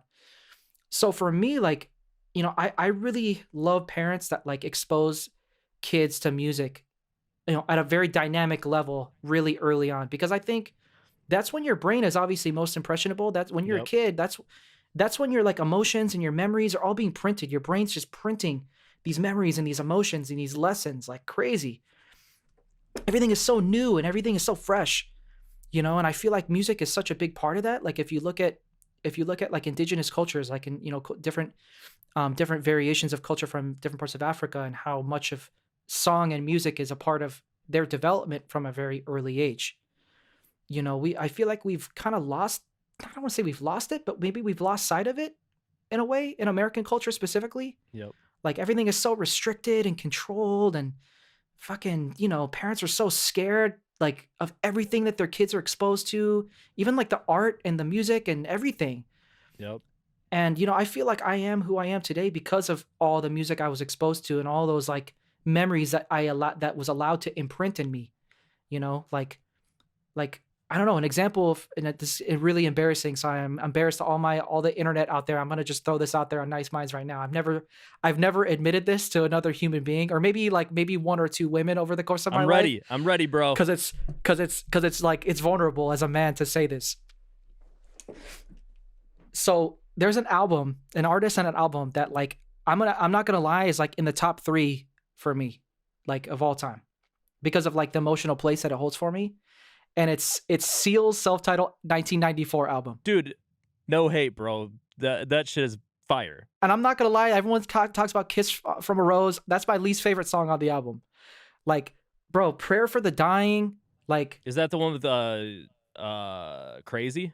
Crazy was the album prior to this. Oh, That was his okay. Yep. 1992, Yep, 1993. you're right. Also a fantastic album, but the follow-up album Yep. to that, it was also self-titled. I think his first two albums were just called Seal, or at least his second one. I forget what the one. I think the first one was called Crazy, actually, if I remember correctly. Yep, I think you're right. I'd have to go back and verify that. But I know his second one was self-titled. And I'll never forget, dude, like my mom gave me that cassette tape. And it was an important album for her. Like in 1990, she got it when it came out in 1994. And where she was at the time, it's funny because as a kid, I never realized, like, as a kid, you don't know what your parents are going through in their personal lives. You just see them as like your parents. They're like superheroes. They know everything, right? But looking back, like, knowing what she was going through back then, like pre-divorce, like fucked up marriage, you know, like all kinds of marriage troubles. My dad was off doing his own thing, working all the time. They barely saw each other. You know, immigrants struggling with all that stuff, broke, trying to raise me on like little to no money, all the romantic stuff she was, like her and my dad didn't have a very good marriage at all. By that point, their marriage was pretty much just held together by their businesses and by me. So she was going through a lot. And that album, like when I listen to it now, I like feel my mom's pain. Like I feel her, I feel what she was feeling because I know how much she connected with a lot of those songs. So she passed this album on to me like when I was a kid. I was like maybe 8. I can't remember I don't know how old I was in 1994, but it was like 94, 95. It was like shortly after it came out. And I remember I have this very specific memory. I remember I had my Walkman, and at the time I was like balls deep in martial arts. Like it was like my whole life. And I was going and doing all these like, contests and competitions and shit. So I remember I would constantly go and do these contests in LA. So we'd have to drive from San Diego and drive up to LA to the convention center to do these like to go to these like martial arts conventions and shit. So in the car, I'd be in the back seat and I'd have my headphones on. Like, remember back then, like your Walkman was it was like a part of your body. Like Yep. I didn't fucking go anywhere, bro. I had a whole pack of like batteries, like spare batteries. I had all my CDs, or at least my top 12 that I was carrying with me at all times, fucking, I had my headphones. I had my little bag for it. Dude, that shit was with me everywhere I went. I didn't go anywhere without my music. Right. So I remember being in the back seat with my headphones on and listening to that album. And it fucking, dude, like it imprinted in me. It imprinted in my mind. Like I have like such specific memories of like being in the car and like getting to the contest and like listening to it before I would like go and do my routine. And now when I listen to it now, like at age 34, bro, I kid you not, like it's such an acute emotions and acute memories. Like I could fucking remember what my gi smelled like. Like I could remember what my gym bag smelled like. Wow. I could remember like what I ate before I went to my contest. I can remember like bits and pieces of conversations that my mom had in the car. You know what I mean? And to this day, I listen to that album and I can't not cry. Like that shit, it's like it's weird. I throw my whole spot, like I'll be driving to work sometimes, bro, and I'll put like it's like in the mix of like my entire Spotify like liked music, like 3,000 songs plus. Bro, I'll just put my entire playlist on shuffle and just drive to work, just trying to get hype. And one of these fucking songs will creep its way into the shuffle. And I'm just like in my car, like, fuck. And it just fucking ruins my vibe for the whole rest of the day. But Kiss from a rose on the ground. dude, I don't like that. That song fucking, I'm not about that song. That's my least favorite song. Because it's just so played out. But it's the only Seal song that I could think of at the time. That is on that album, though. Yeah. That is on that album, though. But yeah, it's a funny thing, dude. Like, I don't know. I think if I hadn't had that experience, like if my mom hadn't exposed me to that album and I hadn't placed those memories, like all those memories would be like fucking gone by now. I know exactly what you're talking about because I mean, my mom was I've mentioned this on this podcast before. My mom was who exposed me to music, and I said this on the last podcast, but my mom would always she didn't really realize until like her later years how much she exposed me to music, and in particular hip hop, because she didn't think she liked rap, and I'm like, Mom, you used to bump like Tone Loc and like Bobby Brown and like Nina Cherry and like all these like people that were rapping on their songs. Like she just didn't realize what the genre was because it was just party music. It was fun music. And I mean, she exposed me to everything, and I'll embarrass myself, and I don't think I've ever told anybody this.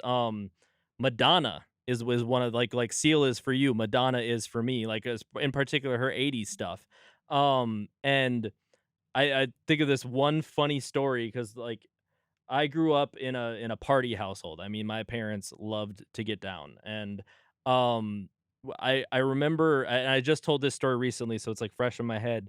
I remember this one night in particular, and this is like not a fond memory of my mom, but it's a funny memory nonetheless, one that I can laugh about, but at the time, I was like, "Fuck you, mom," but, like, so I was, like, probably 5 or 6, we were at my aunt's house in Santa Barbara, and it was probably like 8 o'clock at night, and I seem to remember, I don't know if my memory serves correct, but it seems like it was my uncle that was DJing, but it could have just been somebody that we knew or something, but we ended like, before I went to bed, like 2 hours before I went to bed, we ended up requesting Madonna, and it was, probably like 6 or 7 at night or something like that, and, hours go by, then it didn't end up playing it, I fall asleep.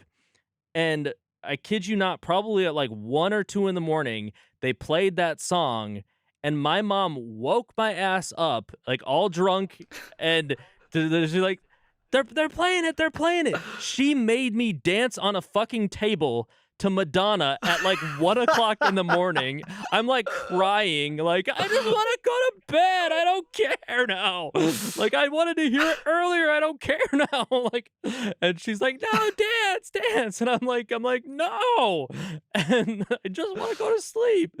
But no, it's just hilarious because like, that was something, like, I was telling my aunt about that, my dad's other sister, um, and I was just laughing about it, but, I mean, like, all of my memories have something to do with music, like, pretty much all of it, like, from Yeah. Christmas to, like, Nat King Cole, White Christmas, I don't think I'll be able to hear that song this year, or, like, I'm gonna have a really hard time hearing it, or, is it White Christmas? Whatever like, famous Nat King Cole Christmas song, Mhm. I can't think of what the title is right off the top of my head, but there's certain things that, like Madonna is gonna be, like, a fond memory of mine, but, like Nat King Cole, I'm gonna probably just burst into tears and not be able to freaking hear certain songs, because it's just gonna be too painful. Yeah, when it hits, man. Also on the joyous side too. I mean, I know we've been talking like, about, sad memories, but like equally on the joyous side of the emotional spectrum too. I mean, we also have to allow ourselves to embrace like songs that just make us remember really good memories and really good Oh, feelings too, absolutely. you know? I mean, it's just a magical experience, dude. I just think we have to really, like share more too. Yeah. I don't know if you experience this nowadays, like, because I know you were a crate digger too, or still are probably. Um, I don't know if I'm like would consider myself like a crate digger because I'm not as much of a vinyl guy, but as far as just like, back in the days, I remember having like hundreds of CDs, and I remember like trading Yep. CDs with my homies. Like, like I'd find an album, like I'd find out like a group or an artist that was like no one knew yet, and I just like stumble across it. Like sometimes I would just like Russian roulette. I would just go into Tower Records and I would just be like, "Oh, this album cover looks cool," and I would just like roll the dice and I would drop $20 on it. You know what I mean? And not every time, but most of the time, it ended up being like sick. I was like, "Damn, it's actually pretty fucking cool." And and then I would listen to it and then I would share it with a homie, right? Be like, "Dude, you gotta check this band out." And they'd be like, "Oh shit, this shit is crazy." So you'd see that chain of reaction happen, and then they'd share something with you you never heard. And you'd be like, "Oh fuck, dude, I can't believe I never heard this," right? And it like you remember like developing friendships, like really deep Oh, friendships yeah, over like absolutely. trading music and sharing Yep. stuff that you're listening to and like trying to break your homies onto new genres that you're, they might not listen to that much or Yep. at all yet. And that was such a big part of our like development and like and I feel like people don't do that as much because now that everything's like streaming service Yep. Spotify, we have our very personalized playlists and everything's on our phone. And we don't have a physical medium anymore to trade. Right. So it's like it's as easy as just sending a text message now. Yep. So now I find myself with a couple homies, like I'm constantly like, if I hear something like a song come up on Spotify or like an album I've been into, I'll like, I'll text it to like a Yep. dozen homies, be Same. like, dude, have you heard this shit?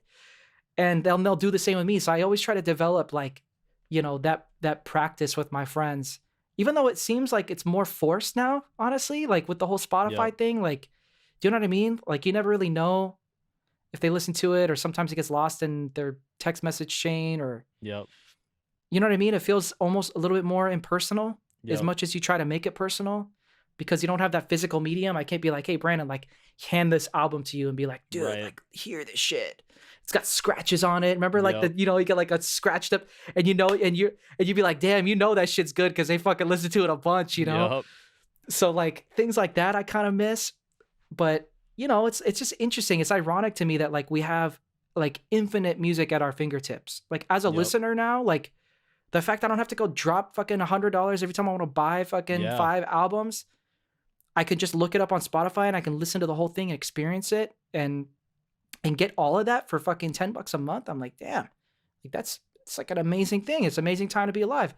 But there's always like, I guess, the two sides of the coin, right? Like it seems like we've lost so Yep. much of the real exchange, like the human side of it. Like, Yep. I mean, I hate to say it, but sometimes I'm like, I kind of miss the big labels. You know what I Yeah. mean?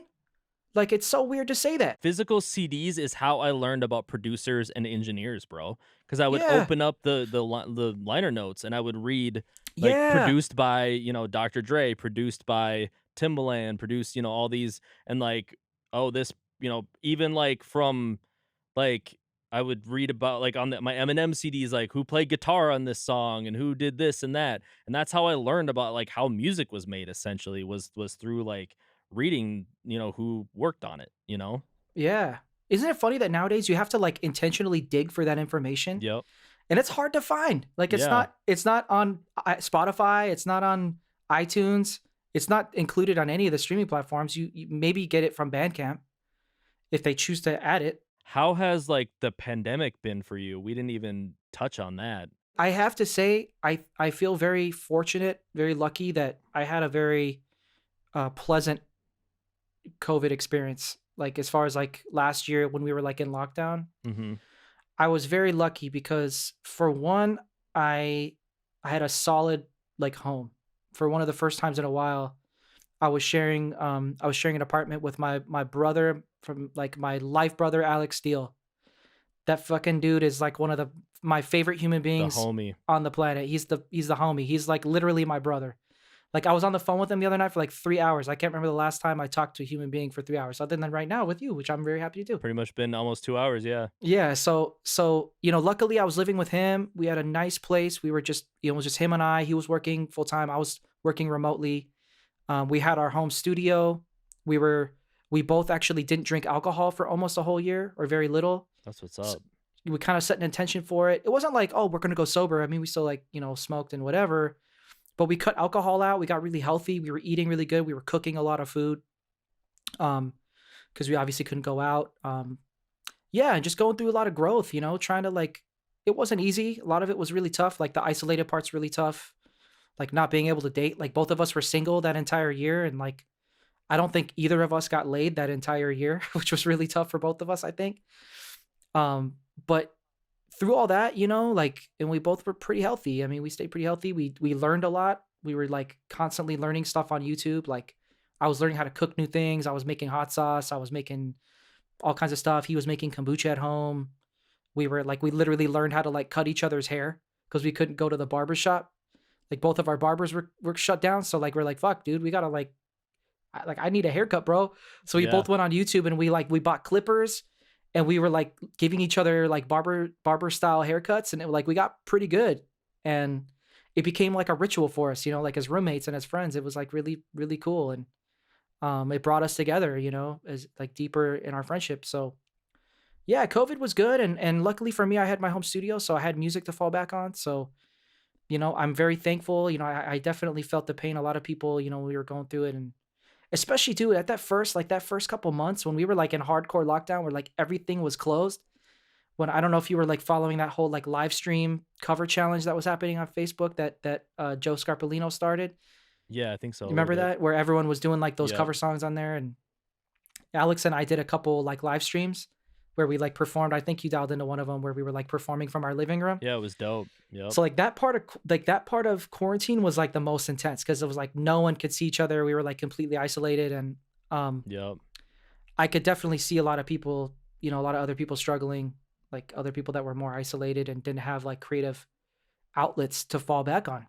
That's what I really felt sorry for a lot of people is, like, I'm extremely fortunate, like you said, like, having a creative outlet and just really getting a chance to slow the fuck down for me, because I was Yeah, like, I yeah. mean, my mom I took a break from, like, a lot of my music stuff for, like, a year to help my mom with through her cancer stuff, but, I mean, before that, I mean, for, like, 5 years, I was like, "Go, go, go, go, go," because I was, like, going to IPR, because I started when I was 29, almost 30, and then I started my record label, so I was, like, always on the move, and, like, it was exhausting, and, Mhm, I got to, like, slow down and, like, I got to spend a lot of time last year with my mom, before she unfortunately passed this year. So, like, I look at 2020 as like a completely bittersweet year for me. It was like mhm, a lot of mhm, scariness, but a lot of growth. And um, mhm, yeah, I think it really prepared me for this year. All the shit that I had to go through this year. The last year really prepared me because I, you know, s- had a lot of hard I guess, like, looks in the mirror when it came to because all that stuff that was coming out too with, like, all the racism and all the, like, people that were being exposed for, like, a lot in Minneapolis, like, a lot of people got outed for, a lot of, like, toxic bullshit, mhm, and I yeah. think it made a lot of us as, like, as males in the creative space and in the music space, look at ourselves differently. I mean, I'm not saying that, like, I really did anything wrong or anything, but I'm like, did was I looked at myself like, "Damn, was I always advocating for women like I should have been? Was I always, doing this and that?" And, like, I changed a lot of my way I think about certain things, and I think it was, you know, as much as it sucked, I think it was a growth period for a lot of people in that regard, you know? Yeah, I mean, and I remember, I have to bring up, rest in peace, George Floyd. Like, that happening, like, so close to home Yep. really changed my viewpoint about Minneapolis, really changed my viewpoint about this country and about authority and about, like, a lot of these systems that we typically rely on or assume Right. are wholesome and good or are there for the public good, and really have, from what seems to be from their very inception, been designed to protect the rich and to Absolutely. keep people of color and people of poverty in that place Yep. of fear and of, of all the unfortunate, things that come out of that. So, you know, it really just opened up my eyes to a lot, and I realized, like, a lot of my passive ignorance, um, through my lifetime. And trust me, man, I mean, I've befriended people from all walks of life and from every part of the world. So I personally have, like, feel 100% confident that, like, I love every human being if they if you know if they if they're a good person, obviously. Right. And I love people, and I'll even love people that aren't good people if they're willing to grow, Yep. you know? I don't really think about, I'm intrigued by people's cultures. Yeah, me I too. I I love different cultures. Me too. But then realizing, like, how much racism and how much of that shit had been embedded Yep. into the society of Minneapolis, specifically the police force, and, like, learning about redlining and how, like, Yep. a lot of neighborhoods, like North Minneapolis, was intentionally created that way. I had to explain redlining to my dad because he had no idea that that was even a thing. And I just, living in Minneapolis all those years, man, I guess maybe because when you live in the city, you kind of forget, like, what's outside. I mean, when you live in Minneapolis, it's a multicultural city. There's a lot of different things happening. But somehow, like, all of that stuff, that sub level of racism, like had somehow just maybe gotten lost and so intertwined into things, like so diluted that you couldn't see it directly, but maybe like if you were acute to it, and I mean, and this is where my ignorance comes into play. If you were the victim of those of those things, you know, like then you were feeling it. But like, I just realized like I wasn't living the same experience as a lot of my brothers and sisters Yep. in the same area. My roommate, my best friend Alex, that and I don't want to put him on the spot, but he went through a very tough time too. I bet. If I can at Yeah. least share that much in his own experience, like in his own identity and trying to figure out like who he is and where he was in that fight, because I think he felt very conflicted at times from what he shared with me of like where he felt he needed to be in the conflict and in the pursuit of progress. Mhm. So, that really like opened me up to a lot of different ways of paths of thought. And so that was very tough. That was probably the toughest part, was seeing like all of the unrest in the city. And honestly, dude, like there was many nights like and days where Alex was afraid to go outside. Yeah. Like he felt like genuinely in danger.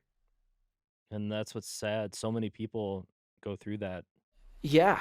I mean, dude, we had like unmarked trucks like cruising around Oh, yeah. Northeast, like Yep. knocking on random doors. Like we were on Yep. the Nextdoor app and people were like, dude, like beware, like random truck full of white supremacists going around Yep. asking to like enter your And house. people still don't know about that, bro.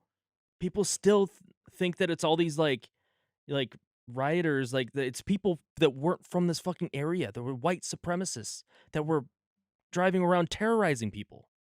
Yeah, coming from Iowa, Wisconsin, wherever, Yep. and driving into the city trying to take advantage of the unrest. So, it was weird, dude. Like it was hella weird. Like we were trying to obviously stay fit, so I bought a bike, like a BMX bike, and he had like a dope bike. So we were like biking around the city a lot. So it was like our thing on the evening or the afternoon, we would go bike around. And dude, even just like biking around the city, dude, we were like passing like, mini riots, and we would bike down to South and check out stuff down there. A couple times we went to like help clean up on Lake Street. Even just biking around, dude, like seeing fucking armored trucks and tanks and like SWAT coming Yep. through Minneapolis, and just like seeing Minneapolis on the public stage on a global level. Yeah. On a global On a level. global level, dude. Yeah. I had people in London. I had my grandma in the southwest coast of England. She's like, I'm seeing Minnesota, I'm seeing Minneapolis on the news. Is everything okay? I was like, whoa. Like all Yeah. my homies here in San Diego. I was talking to my aunt from San Francisco all the time during it, and she was just like, "What is going on? Are you guys okay?" That was tough. And seeing how it affected, my friends that were in the community in South Minneapolis too, that were kind of stuck like in the war zone was, that was a whole other thing. So yeah, it's been a crazy year, bro. It's been a Yeah. crazy year, good and bad, like you said, just Right. kind of like everything. Um, but it was I think I came back to San Diego at a good time. I've been here for about a year now, and it was a weird transition going from the Midwest and then coming here like during COVID too, like Right. traveling across the country during COVID. Cause like when you get into the innards of the country, dude, I was going through like these fucking backwoods, you know, parts of like, Montana. Oh, you went that way? Yeah, I took like a crazy scenic route. I took Damn. like a whole That's what's week to up. drive. So I was like, I'm gonna drive. Like I wanted to stay off like major highways. I was like, I'm gonna drive through like small towns and shit, which was amazing. I'd never really done that. And dude, there were like parts of the country where like COVID didn't exist at That's all crazy. to I bet. to their minds. Right. No restriction. Everyone was just like, fuck COVID, fucking. And this was like in the height of like infections, like in other major cities. So I was like nervous going through like these small towns with my mask on. People are looking at me like, what are you doing, outsider? And I was just like, whoa, dude. And then I would like get into another part of the country, and like it was like other side, and it's just it's just been it was a strange experience. Crazy, bro. But yeah, you just gotta stay positive. What type of things are you doing to stay positive? Mostly just working on music? Are you surfing? I was this summer. I'm trying to buy a new wetsuit, so I haven't been since it got cold, or the water got cold, I should say. It never really Oh, gets cold in yeah. San Diego, but Yep. yeah, I'm trying to surf more this winter. I just started working out. Funny enough, dude, like this week, Oh, I nice. started a fitness training. I've never My whole 34 years of life, I've never been like really a gym guy. I've always thought gyms are kind of weird and I've just never understood. I started at 34 really working out. I lost like 30 pounds when I was like 34, yeah. Sick. Sick, dude. Yes, I just started. I have a trainer. He's amazing. His name's Daniel. He's like a bodybuilder, like a competition bodybuilder. Um, I haven't really had too many sessions with him, so I can't really speak on my progress. But I'm just excited for the journey, dude. Just to develop a new healthy habit. That's what's up. I've been going through struggles with depression, for many years, going through ups and downs. And the older I get, I'm getting better to identify it and learn little tricks. But it still hits me hard sometimes, and it still becomes, every once in a while it hits me to where it's like hard to control and it's hard to maintain like my stance at work, and not to show my emotions when I'm at work or when I'm doing other stuff or when I'm just interacting with Yep. people. It's it takes over and I end up kind of going inward and isolating a lot. And so I've been trying to work through that. So I've been yeah, I've been trying to embrace therapy, for the first time in my That's what's life, up. changing my stigmas about therapy because I grew up with a lot of stigmas around therapy. So I've had a lot of, friends and some of my family members that have encouraged me and really, really given me support. That's awesome. Um, just changing how I look at mental illness, dude. You know what I mean? Hell Like yeah. I've been so like ashamed to admit that I have a mental illness, that I have depression or what anxiety or whatever combination of things that most people seem to deal with now that A I lot of realize it. people, yeah. More people than not, Yeah. and I think the world we live in today just ultimately creates depression. It creates Yeah. anxiety because we're constantly competing and we're constantly comparing Yep. ourselves and we're constantly just hustle, hustle, hustle. It's never enough money. Literally just talking to my girlfriend about this the other day, about how a lot of people that have never dealt with anxiety or depression have gone through that in the last like couple years. And Yeah, realize that they struggle with that and or have a new yeah, struggle with it, which is me and yeah, my girlfriend both have had anxiety problems ever since we can remember. I mean, I was a child, literally, when I can remember having bouts of depression and anxiety. So, but I mean, good for you, man, for embracing it and seeking to get yourself help for it. dude. It took so many years for me to even get around to like accepting that I need therapy or that therapy is like not bullshit. Because I always, like, looked at therapy like, "That's a fucking scam, like, why am I gonna pay someone to listen to my thoughts?" Like, A lot of people they're just trying to have make that money like outlook. anybody else, like, doctors are just trying to make money, guy at the real estate agents just trying to make money, like, everyone like, I had this thought, like, everyone's just hustling, everyone's just trying to make money, and nothing means shit, no one really gives a fuck, right? And I had this, like, really cynical, like, kinda negative perspective on that and healing in general. Not, like, necessarily healing, I mean, I was like, "Okay, I'm gonna do my own thing, and I'm gonna heal myself, and I'm gonna find my own process." But you end up in a closed loop Yep. a lot of times. You end up in a feedback loop because you're only cycling through your own thoughts. You're not embracing new thoughts. So that's something I've really realized, like, holy shit, like I can't just like heal my brain on my own. I can't just be this like self-sustaining island of perfect human maintenance. Like no one is that. Even the most intelligent, most emotionally intelligent people on the planet have need help Yep. and need to talk to other humans. It's just we're human beings, we're social creatures, right? So I'm like learning like okay, isolation isn't is healthy for me because I've always kind of reverted to isolation so I can work through my shit and then I disappear for like a week to 2 weeks or end up like, with uh, like with substance abuse problems or with alcoholism, cuz that's another thing I've really realized in the last couple of years like in getting more sober, specifically like stopping cutting alcohol out of my life. Not 100%, but like 90, 95%.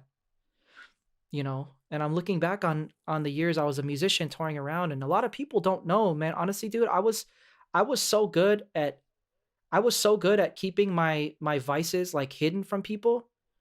Like a lot of people don't know that I got hooked on oxycontins for a couple months in like 2016. Oh, damn. I was doing them alone. I was doing them like I was all alone, bro. And I was fucking drinking every day. I was working a job that was so stressful and I was just so miserable. And I was trying to keep up this facade, like, oh, I'm a loan officer, I'm in the mortgage industry, I'm killing it. Everyone in Minnesota that was seeing my shit on Facebook was like, dude, you're crushing it, man. Like, you're in the real estate industry, you're probably making so much money. And on the surface, like, yeah, I had the suit on and I was smiling and I was doing this and that, but on the inside, I was like fucking miserable and I was so stressed and I didn't know where my next paycheck was going to come from and I couldn't afford anything down here. I was just fucking borderline living in poverty, but I was showing up to work in a suit trying to like fake it till I make it, right? And I was like, dude, I was buying fucking knockoff oxys from TJ over the counter. Like I was going down there like once a week buying a fucking thing of these and then bringing them back, getting Xanax. You know, I was like mixing oxys and Xanax. I was doing coke and I was fucking drinking like weekdays, you know? I was like going to work like trying to process loans like fucking yacked out on oxys and cocaine, you know, trying to like balance, like trying to take the edge off, but then keep my energy high. And I next thing I know, I'm fucking on all this shit. And I kid you not, bro, like I had to cut oxys like cold turkey. Like I literally cut. I was like one day I was like I realized like what I was doing and I fucking cut and I was like dope sick for like almost a week. I was like I literally didn't leave my bed except to go to the bathroom for like a week straight. I was sick as fuck. Damn. And I thought I was going to die. Like, you know, I thought I was going to die.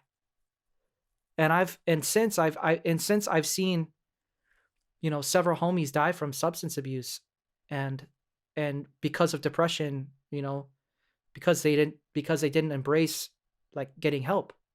You know, I've seen fentanyl tear a fucking hole through the music community, through whatever substance it gets mixed into. I've lost way too many friends to that shit down here and in Minneapolis. And, you know, so I really hit a point like, you know, like a year or 2 years ago where I was like really at the beginning of COVID. That's where I was like, fuck, like I need to just really, really spend some time like reflecting and processing all this shit that I've been holding on to for a long time. You know, because I realized like, you know, when I was playing with bands and touring, dude, it was like, as long as we were having fun and playing shows and we were on tour and we were in a different city every night, like I could just like mask it. I could just put it in the back. And I didn't worry about shit. As long as I just Yeah. kept busy and kept playing and stayed fucked up. You know, when you're a musician, like everyone wants to party with you after the show. So people are giving you all this crazy shit. You know, I'm just like, whatever you're giving me, I'll take it, dude. Acid, mushrooms, whatever. So for like a solid 5-6 years, I just like did that. And, and, you know, that shit catches up with you, man. You know, Right. so I talk a lot with, you know, I have this conversation with a lot of my musician friends that have gone through that tour life and have gone through being a music, you know, a semi-pro musician, like right in that middle space where you're like Yeah. crushing it. People think you're like making all this money and you're famous and blah, blah, blah. But you're really like, yo, man, I'm just crushing it gig by gig, just trying to Yeah. get through the next gig. And, you know, you don't have a home. You don't have like a lot of time, you don't have an apartment or anywhere to go because you're on the road so much. So you just like, you know, develop these habits and,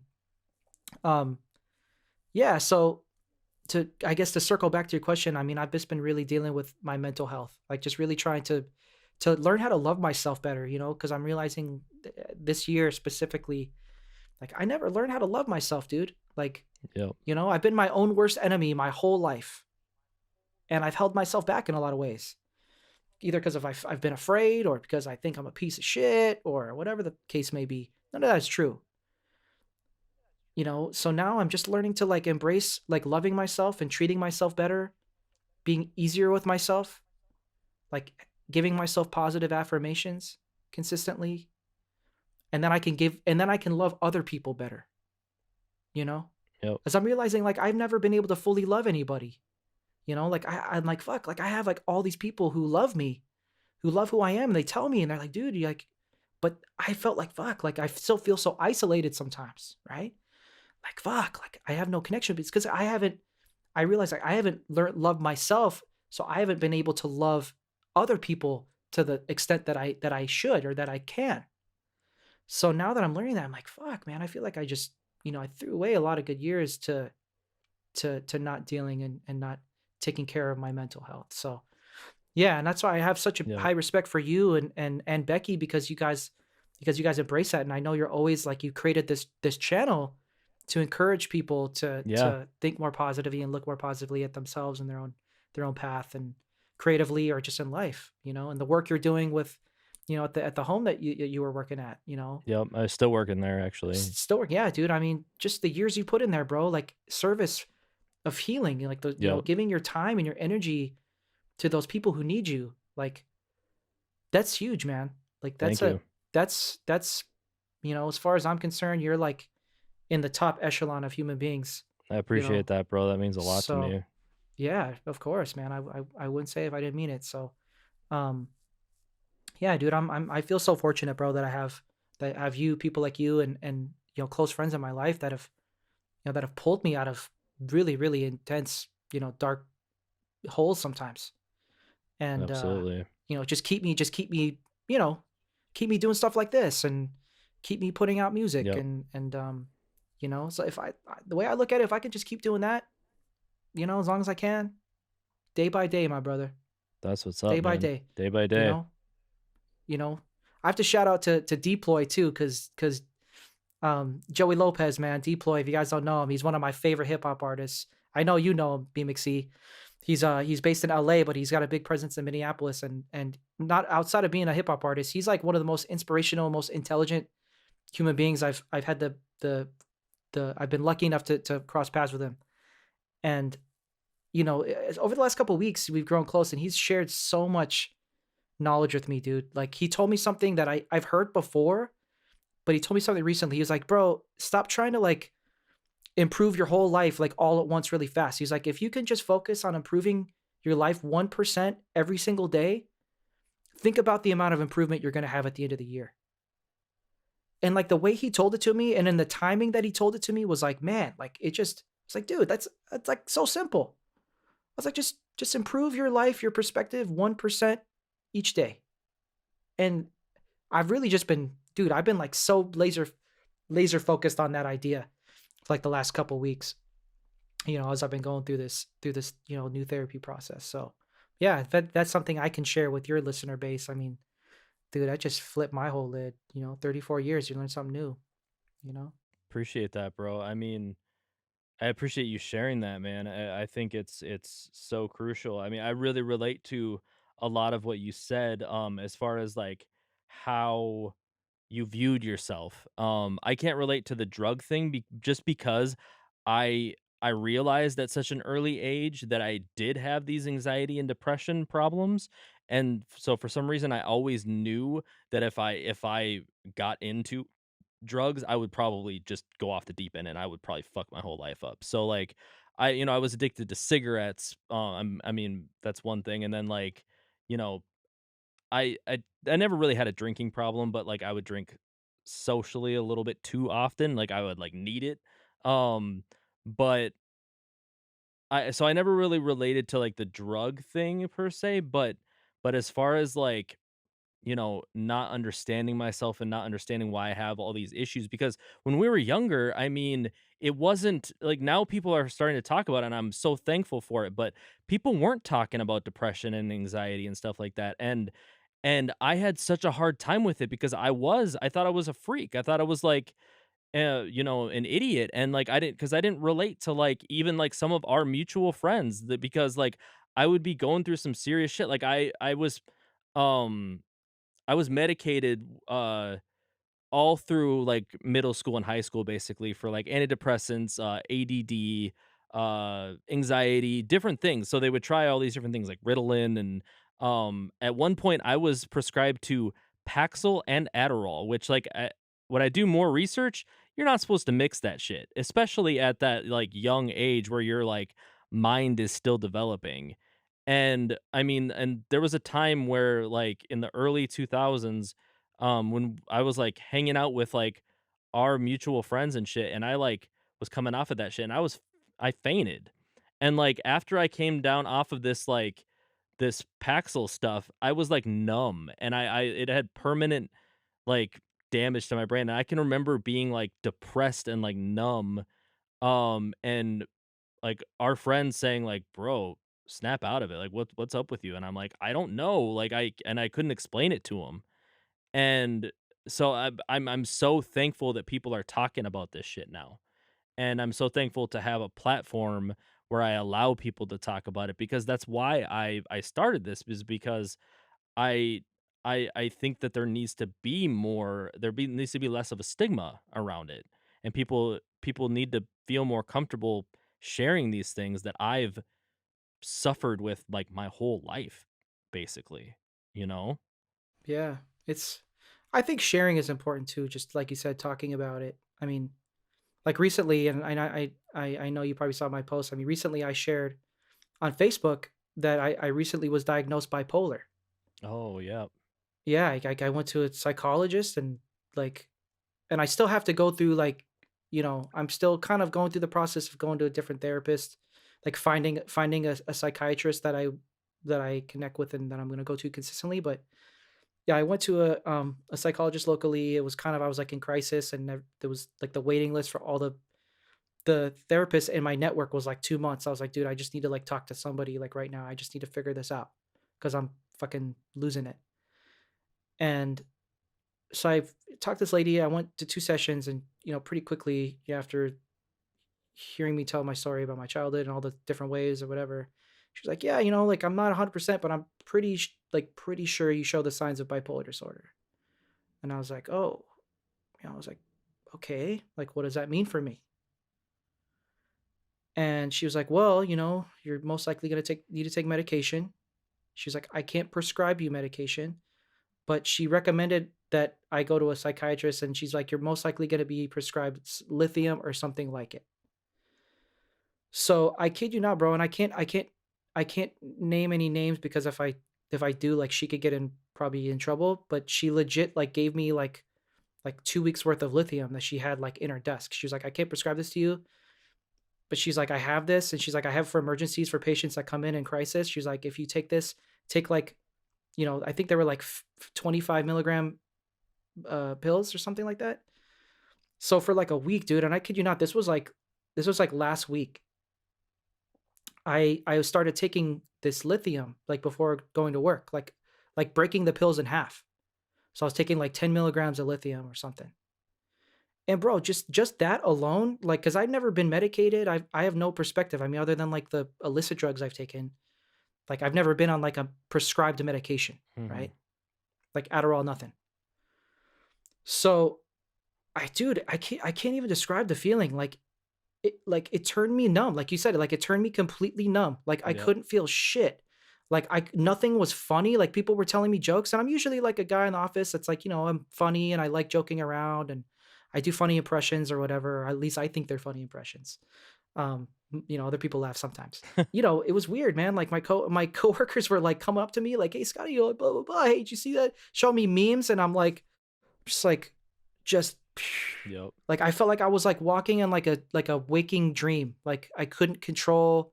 I was literally just like interacting, but like I couldn't feel anything. I couldn't like acutely like connect anything, and like it like killed my short term memory. Like I was like forgetting like how I got to work. Like I was like, fuck, I can't even remember like driving to work. Like I had like a weird like blackout driving to work. I was like, fuck, like how did I get here? Like I just didn't even remember. Like I like woke up and then I was at work, and this went on for like a week, dude. Like, I was like, "Fuck, like, I can't believe people take this shit, like, every single day." I get it that it helps because it took a lot of my sadness, like, the intense, like, sadness, but it also cut all Yep. my highs out. Yep. That's what happened to me. That's exactly what happened to me. I cut all my highs. Like, I couldn't it was just Yep. right here in there, and it was almost weird to the point where, like, it was almost weirder for my coworkers. They were like same thing, they were like, "Bro, what's up with you?" They were like, "Are you okay?" Like, they thought I was, like, sad still, and I'm just like, "No, just" right? And it's weird because I was like fully conscious of this, like fuck, like I could see how it was affecting me, Yep. and I just couldn't like I couldn't control it. So weekend, I was like, I started to cut the dose. I started taking a quarter. That helped a little bit, and then now I'm basically just not taking it anymore. Because now I'm like, dude, I need to like this stuff is yeah, like it's helpful like when you're in crisis, when your emotional imbalance is all off, but like taking it consistently over a long period of time, especially if you're not taking therapy, it's just like it's just putting a fucking damper. It's just Oh, yeah, putting 100%. a high pass filter on your emotional spectrum for life. Yep. And I don't want that. I want to feel things. I want to feel all the joys, even if it comes with pain, Yep. you know? But I just realized after that experience, and I have no judgment. I'm not mad at the psychologist for giving. I think that that person, I think they were just trying to help me. They were like what they told me was like, this will just take the edge off until you can figure it out. Yep. So I think they were trying to help me, but I made a conscious choice to try to find a natural homeopathic route. So now I'm shifting gears and I'm like, okay, I'm gonna start eating like lion's mane mushroom in the morning. Start experimenting with functional mushrooms. Um, I'm even microdosing psilocybin a little bit. So I'm trying to experiment with psilocybin as a potential counteractant to depression. Um, just like exercise, more exercise. Like I'm Yep. like, dude, I work an office job. Like I'm sitting around all day, right? Like cutting back on my cannabis, because like I realized too, like shit, I've been smoking weed almost every single day since I was 13, and I'm 34 years old. Yep. Like not like crazy joints like all day, but I mean I smoke at least a bowl every single day of my life. That's 21 years, bro. 21 years, dude. Like you do anything that consistently, it's going to change your brain chemistry Mhm. for good or for worse, for better or for worse. So granted, I personally feel like the benefits I've gotten out of cannabis outweigh Yeah. some of the flip side of that, but even still, I think it's good. So now I'm kind of like, all right, I'm gonna detox a little bit, cut it down, maybe cut it out. So yeah, little things like that. Um, I've been trying to, but it's weird, man. Like once you hear someone tell you that, like you hear someone tell you like you have this, Yep. it's kind of like it's hard. I didn't Yeah. realize how hard that was gonna be to hear. I bet. I mean, especially finding it out at such a older age like this, because I mean, Yeah. I don't know if I would say I was lucky, but I mean, like I said, I was diagnosed with, depression and anxiety. I can't even remember the age. I would have to like look up my old medical records because it was probably like 11 or 12 or something crazy like that. Like, I literally can remember what like, little, like, having these, like, flips in my brain, and I was never diagnosed bipolar, but, like, when I look back on it, I'm like, those are, like, bipolar episodes because I would just, like my brain would flip, and I would just have this, like, Mhm. depression all of a sudden, like, where I would be, like, happy 1 second, and, like, we have it on video, like, a couple times because like, my mom recorded everything and, like, I recorded everything, like, as I always, like, ended up having a video camera, and there's, like, 2 one when I'm, like, really little, like 3 or 4, when I just, like, flipped a script and just, like, start crying, and then another time when I'm, like, with Josh McPhee and, like, I can remember, like, the camera was rolling, and he's like, "Bro, what's wrong?" And I'm just sitting there, like, all depressed and shit, like, it's just always been a part of my life. So, Mhm. I think it's amazing when people do finally discover those things about themselves and like have a way to like are figuring out ways to deal with them because it's Mhm. taken me a long ass time to accept the way that I am and Mhm. the things that I've experienced and stuff like that. So and I think embracing it is crucial and it's so important, man. So I'm really proud of you, man, Thank you, bro. for Thank you. all the work that you've done with Thank trying you, to bro. heal yourself in that regard. Thank you, bro. And likewise, man. I mean, my only hope is that I can help someone else. Yeah, same.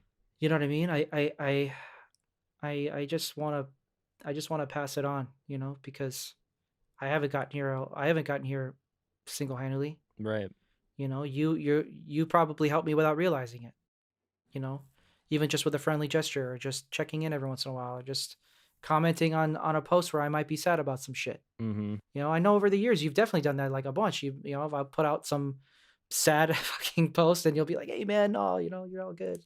Love you, bro." And that like those little things, we just got to keep supporting each other, as a community, as friends. Um, you know, and like you said, just drop the stigma of it. Allow people to heal and support each other as much as we can without pressure, without judgment. Um, you know, and also like I'm realizing too, like, you ever realize like when you're on the other side, like when someone else is going through something, or even the other side, like if you're going through something, someone tries to help you, right? And they instantly yeah, I understand. Like they try to, we naturally try to like connect by like using our own experiences. Like, oh yeah, like we want to show that I completely understand how you feel so I can help, right? Like we kind of like connect those two things. But then Right. sometimes I'm realizing like I think it's okay to just be like if your homie's going through something, be like, "Dude, like, I don't understand. Like, I don't know what you're going through, Yep. but I love you." You know? Like, I have no idea. It's like we try to, like, create stories and pull stuff from our own past to try to, like, connect with other people's pain or other people's stuff that they're going through so we can relate, so we can help. We think that's the only way, but, like, sometimes, like, someone might be going through something that you've never gone through, or it's just their own thing. It's very similar, but it's different. And I think just embracing the idea that, like, sometimes we don't know what other people are going through. Yep. Sometimes we don't have to understand to help Yep. or to be there of support, right? Yep. Like, sometimes it's okay to be like, "Dude, I have no idea what you're going through. Completely foreign to me, but I'm here for you," you know? Hell yeah. Just come to me when you need me, you know? And I think sometimes that goes further, you know? Like, sometimes that has more weight. Yeah, I mean, as far as, like, over the years, man, just offering you support here and there, I mean, I've just always just been a fan of you, bro. I mean, like, it's just Thank you. been nothing but good vibes with you, man. I mean, Thank you, brother. Thank you, brother. Likewise. I don't know what you were going through, and, like, you've shared a little bit, but you've always just been nothing but a good force in my life. Like whatever, when we've hung out, and, like, all the times we've spent together over the years, and just the exchanges, man, you've always been like a positive light. And like I said, like some of my fondest memories of my 20s were watching you perform and drum, and, like, those were some of the funnest fucking times, man. I've always just been a fan of Scotty Zaker, bro. Thank you, brother. Likewise, dude. I'm so proud of you, Brandon. I'm so, like, elated and proud of you for what you've accomplished, like, especially in the last couple of years, dude, like, building all this stuff just and dude, how I remember and I'm gonna share this because, because I've known you this long. Like, I remember a time when we were younger where honestly I considered you like a pretty shy dude. Oh, for You know sure. what I mean? Like, you were pretty introverted, you liked your own space. I remember, like, you didn't really, like, push yourself out of, like, certain comfort zones. I remember, like, the driving thing, like, was one thing that made you really Yep. uncomfortable, and you were like, "Hard no." I remember, like, we were always like, "Come on, man, get your license." You were like, "Nah, dude, I'll never be able to drive. I'm so scared." Did I actually say that? Bro, you were like, "I'm never gonna drive." You're like, "I'm so Damn. scared of driving." You're like, "Hard Like, no." I thought that, but I didn't know that I, like, refused. I guess I blocked that. Well, it was like us close homies, like, giving you shit about it probably Yeah. in a tight setting, you know? I don't think you're going around, like, school saying that shit, but, like, when it was, like, Mingy and Nemo and I, like, "Come on, I'm giving you shit," like, Yeah. "Come on, Brandon, get your license." And you were like, "No, bro." Right? And, so now, like, dude, seeing how much you've grown and you've pushed yourself out of a lot of those things, like, something just as seemingly simple as getting a license, I know was a big step for you Yeah. and starting to drive and, like, creating this label and going to IPR and getting your degree, after doing music for so many years. Like, I've seen you just progressively just push past all these barriers, like, so fast, dude. What most people take like 15, 20 years, you've, like, accomplished, like, a lot in the last, like, 6 years, 6, 7 years. So I'm really proud of you, man. I mean, not a lot of people that I know have the guts to come out here and, like, start a channel and start a label and embrace artists who need a platform and give them that platform and then believe in them and go the extra mile and still work a job and, like, doing all the stuff that you do. Like, man, I see you, dude, and I'm like, and I want you to know, like, I'm trying to level up with you. So, keep it up, bro. Keep growing, and, I'm so humbled and happy to be, on this nice minds Thank you, man. chat with you, dude. This has been so cool for me. That really means a lot to me, to be honest with you, this is my longest episode thus far. I think we're almost 3 hours deep All at this right. point, so I appreciate that, bro. Scotty Z got something to say. Hell yeah. Scotty Z got something to say. But, bro, like, thank you for all those flattering things, man. That really means a lot to me, because I guess I get in my own head, and I feel like I wanna be on that Grammy stage, so I'm like, I'm not there yet, so I'm not, like, where I wanna be. And I don't often think about, like, the the lives that I have touched, and I think I think I take that back. I mean, I have been thinking about that more.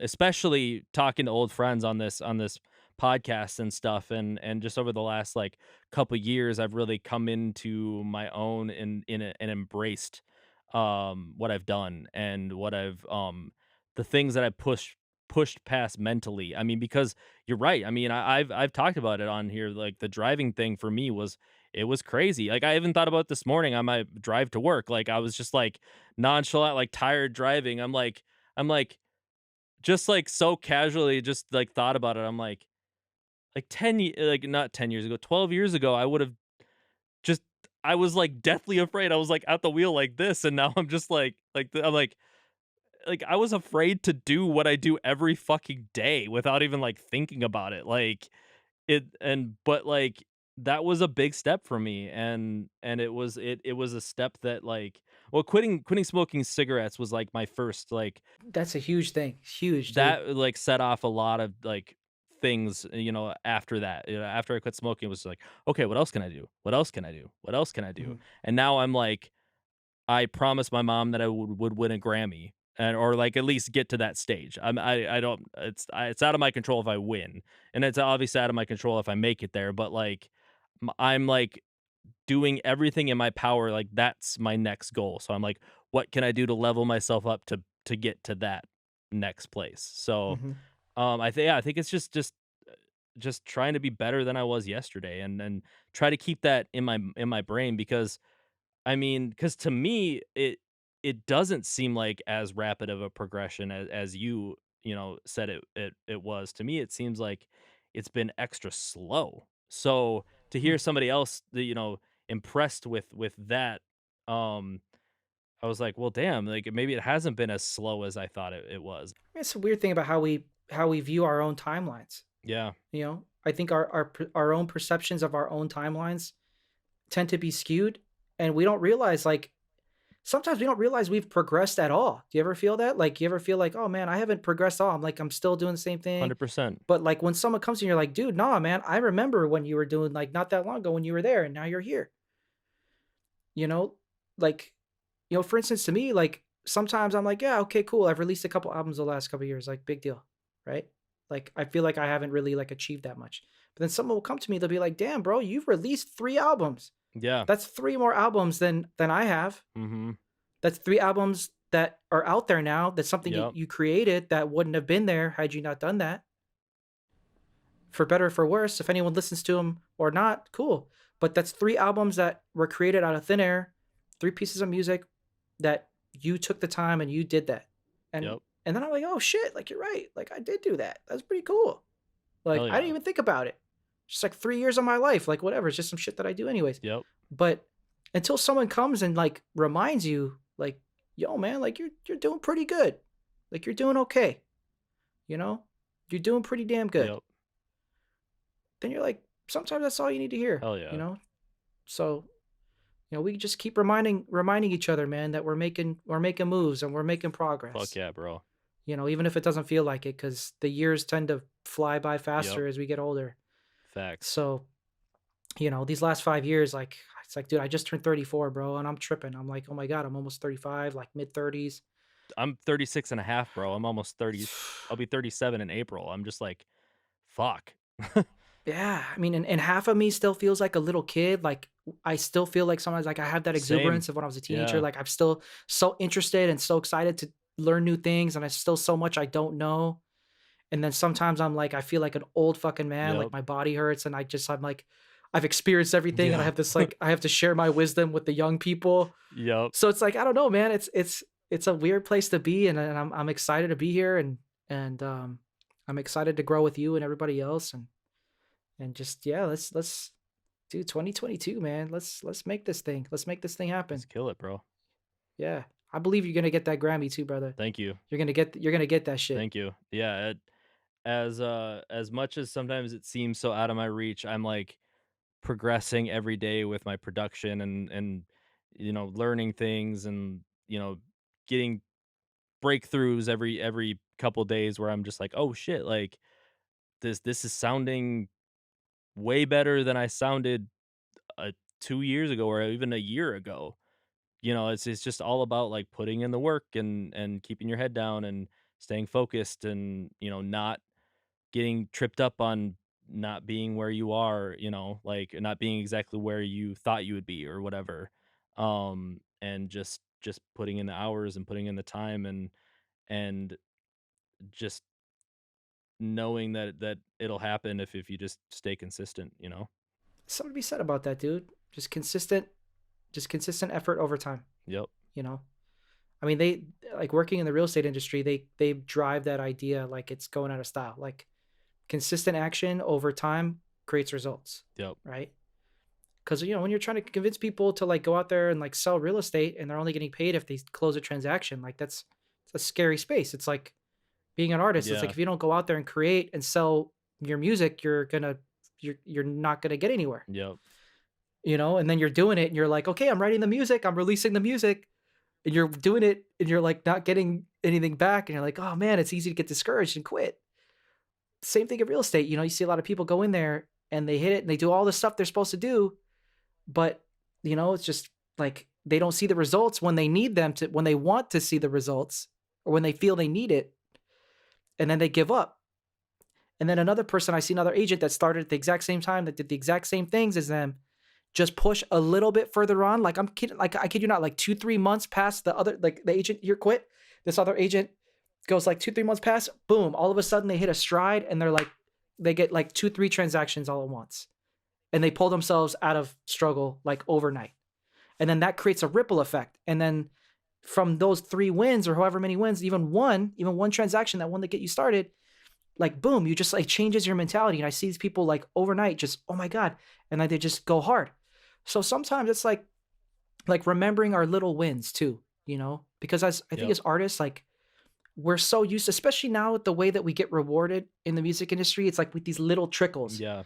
right? Yep. Like, we're not out there like selling, records anymore. It's like we're getting these little drips from Spotify and these little drips from iTunes and these little drips from sync licensing and these little drips from whatever merch, right?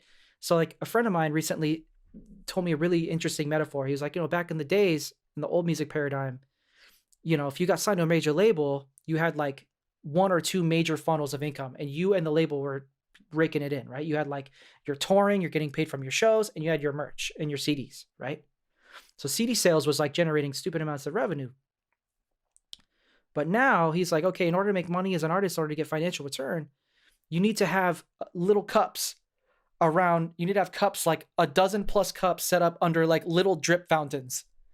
And then if you have enough cups set up in different places, those drips accumulate to a pool, and then, whatever. So I was like, oh shit. Like, I was like, you're right. Like, you can't just rely on like, okay, get a couple Spotify streams. Like, you have to like put your stuff out there in all these places. But that being said, when you're working on a drip feed, it's really easy to like forget your wins. You're Mhm. like, like, okay, cool, I got 500 Spotify plays. Like, in terms of Spotify, what you get out of that, like, okay, that ain't shit. But you get 500 people to listen to your music on Spotify. Like, that's a win, dude. Yeah. That's a win. I don't even care if it's like 25. You get 25 human beings to listen to your music. That's a win. Yep. That is a win as far as I'm concerned. And I don't care what anyone else, I don't care what the industry has to say about it. A couple years back, I would have seen like, oh, I'm failing. I only got 25 people. I only got so many people. It could go any number. Oh, I only got, but so-and-so's got, 150,000 monthly listeners. So, oh man, like the numbers don't mean anything, Yep. right? Like, we just have to remember our wins as artists, like if you release an album, shit, dude, if you finish a song, you know what I'm saying? If you get around to finishing a tune, that's a win, baby. Hell That's a yeah. win. That's something to be proud of. That's something to share with the homies, you know? Like, I finished the fucking track and I'm stoked, Yep. And I want to see more people just throw that shit out Yeah. there, you know? I learned a new patch. I created a new patch on my synth today. Fucking sick, right? That's a win, dude. That's Hell a yeah. step. So like, I don't care. I'm not concerned anymore with like the degrees of success or wins. Like, I'm just kind of like, man, if you're doing something, we should be sharing those wins with each other. And and sharing that with the world too, you know? Like, I think that's really important as artists nowadays, you know, as we kind of morph into more of a digital space and as everything is growing more and more congested and more saturated. And it's like, you know, I saw the statistic, I think it's probably higher now, but I think at some point on average maybe there's like on any single day there's 10,000 new individual music submissions to Spotify every single day Yep. on It's average. true. That's insane. That's an insane amount of music, Yep. right? 10,000 artists all uploading one song a day or an album. Unfiltered. No label restrictions, no no industry telling them it's good or bad. Just, you know what? I created this shit and I'm going to put it on Spotify so anyone can listen to it. Yep. It's beautiful, right? Like a lot of people complain like, you know, and I mean, I guess I even said earlier like I kind of missed the labels cuz you know, like then there was, you know, you kind of had a somewhat of a filter, but even on the flip side of that, like fuck what the labels thought was cool, Right. what they thought was going to be successful, you know? So, yeah, now we have this amazing platform or platforms, and the internet has grown to this place where like anyone can create and share music. You know, I say do it. Yep. You know, I say do it. Anytime somebody comes to me with even a slight like interest in creating their own music, like they know nothing about it, and they're like, dude, I just want to make beats. I'm like, let's go. I'll show you everything you need to know Hell yeah.